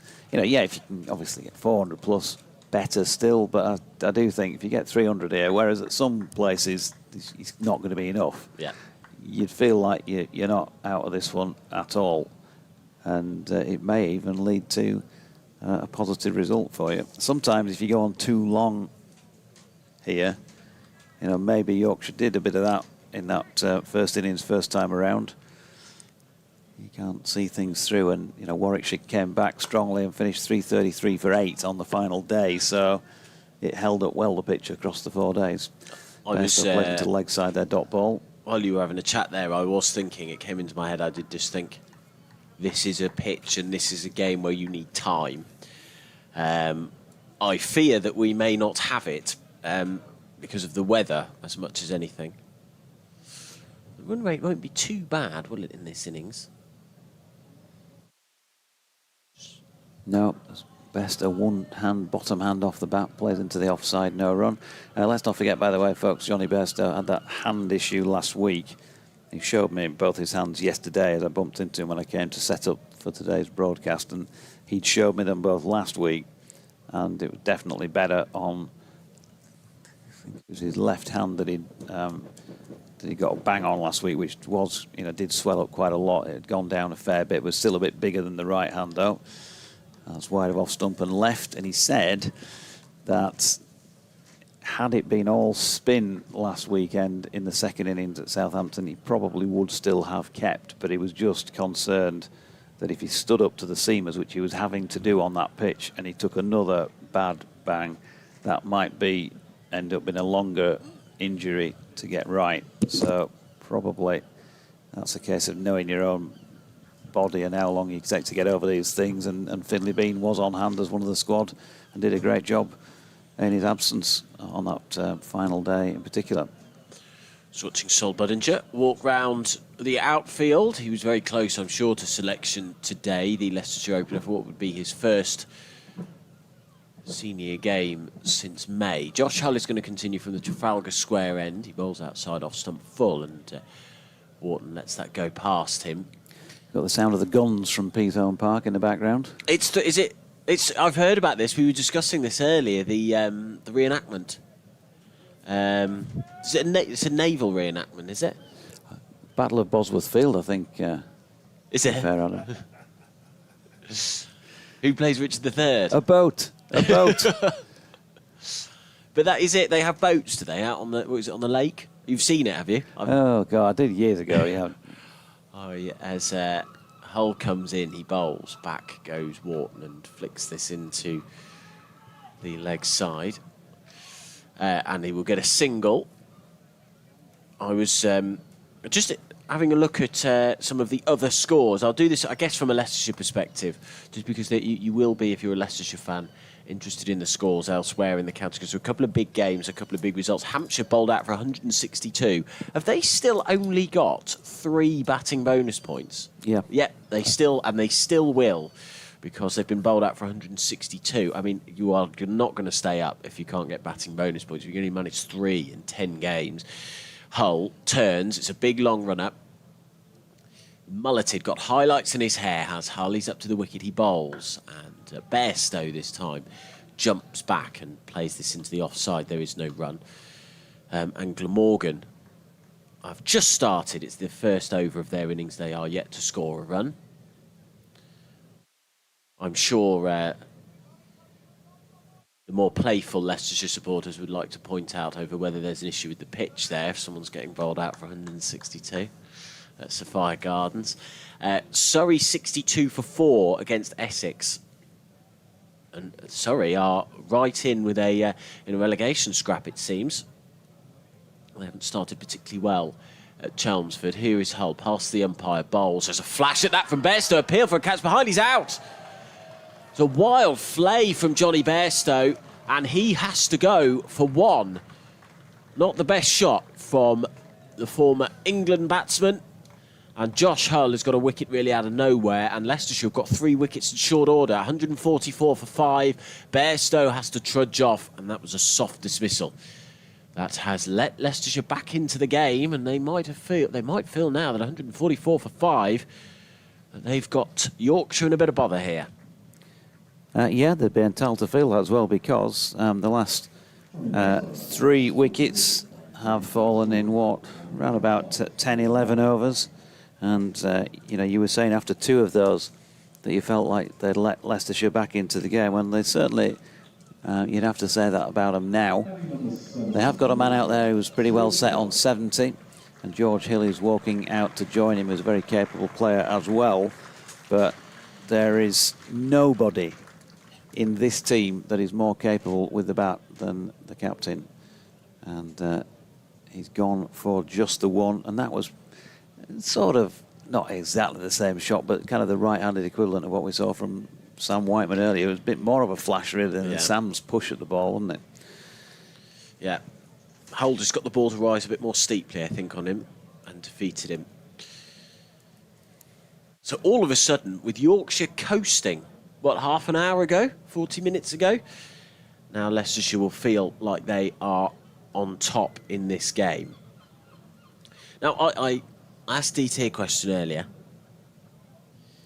And in some ways, it's the annoying, silly question that people who, are sort of on the periphery of teams ask when they just ask about England straight away. But I was looking at a man who has just come in, who is the, fifth highest wicket taker in the county championship, second highest run scorer for Yorkshire all season, as Hull.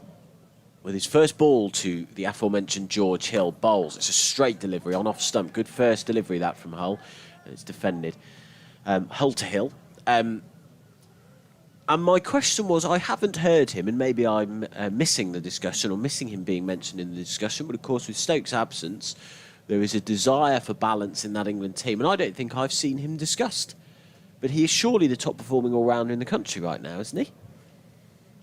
Can't think of many others. The umpires are conferring. I was just about to say it feels pretty gloomy out there to me right at this moment. Not sure if it is raining or not, but DT's just shown me his weather app and suggested it will be here soon if it hasn't started already. And they are going to take him off by the looks of things. Oh, not happy, the crowd, are they? No. They're not happy at all. And they can see perfectly well by the looks of things, but the umpires are not confident that the batters are getting a great view of it against the seam bowlers. And so at 3:26 on the first afternoon, we have our first break in play due to the weather conditions. Back to what you were saying, we had this discussion last week, in fact, at Southampton as well. And yeah, in terms of the stats and what he brings to the team, and what we've just been saying when you're out of the box, when Gavin Hamilton was on with us, he's never off the field, George, partly because there's not really been enough runs scored in the top order that he gets a major break before he goes into bat. Partly because he bowls quite a lot, because he's so consistent with the ball. He stays on the field, all the time in that respect, and he's called upon plenty. And then he stands at first slip, and all the sort of concentration and then responsibility that brings in terms of taking your catches when the opportunities come. So he's hugely in the game. That's what you want as a cricketer, but the potential to turn that to a negative is that you can just get tired of it, I suppose. Yeah. I'm not saying that he is, but you wouldn't be surprised, come the end of this season, if he just sort of collapses in the corner, really, because he's got through so much cricket. As the England conversation goes, and we've had this numerous times, Adam, it seems to be more about the pace at which he's bowling the ball than anything else, because he's mid-70s, and while everybody accepts that in county cricket that is absolutely fine, that is what county cricket seam bowlers are, at test level, it's generally at least 80, isn't it? 80 to 85. If you can get it to those sort of numbers and you can take wickets, then you are genuinely part of that conversation. So, for the moment, he got a little bit of a look last year in the Lions team when India came over, and that has really been it. Yeah. So we have no play, folks, as you can see if you're watching, and if you can't, then I'm advising you that the umpires are walking off towards the changing rooms. Alistair Lythe, Adam's dad, and his mum just walking round as well, and they've seen enough for the moment. They've seen plenty of cricket on this ground, and we'll know that just until this cloud either lifts or moves on, we're probably not going to see that much cricket for a little while. The covers have not been brought on, nor have they been kind of wheeled over in place as if there's an imminent threat of rain. So it genuinely is bad light that's caused the stoppage. And Yorkshire, with George Hill just having walked out there, not out naught, and James Wharton playing very nicely on 70. After 52 overs are 144 for the loss of 5 wickets. We'll take a breather while the players are off.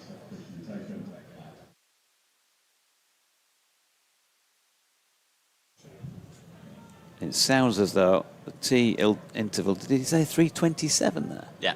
Right, so there we go. That was Howard on the Golden Voice on the microphone.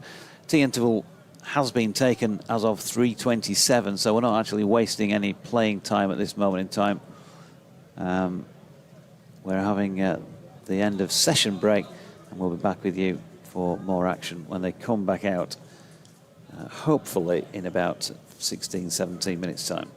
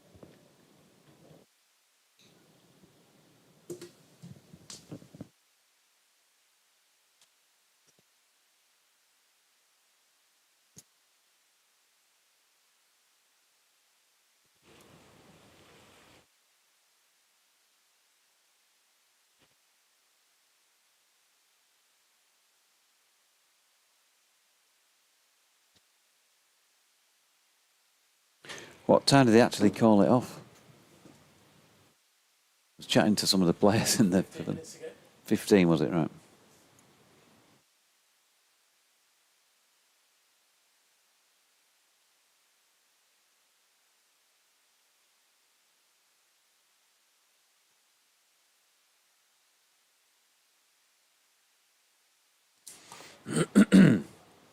I've got to do a piece pre-record now for the cricket shows.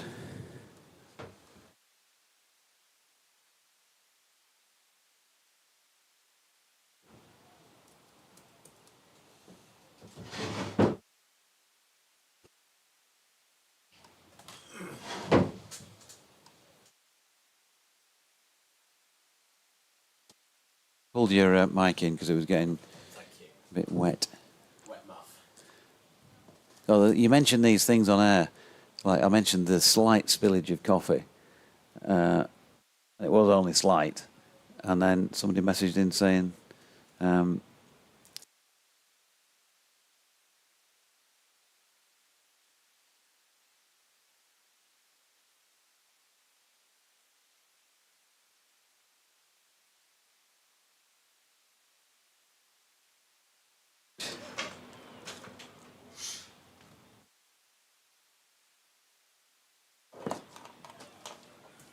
sometimes you wish you'd never said anything.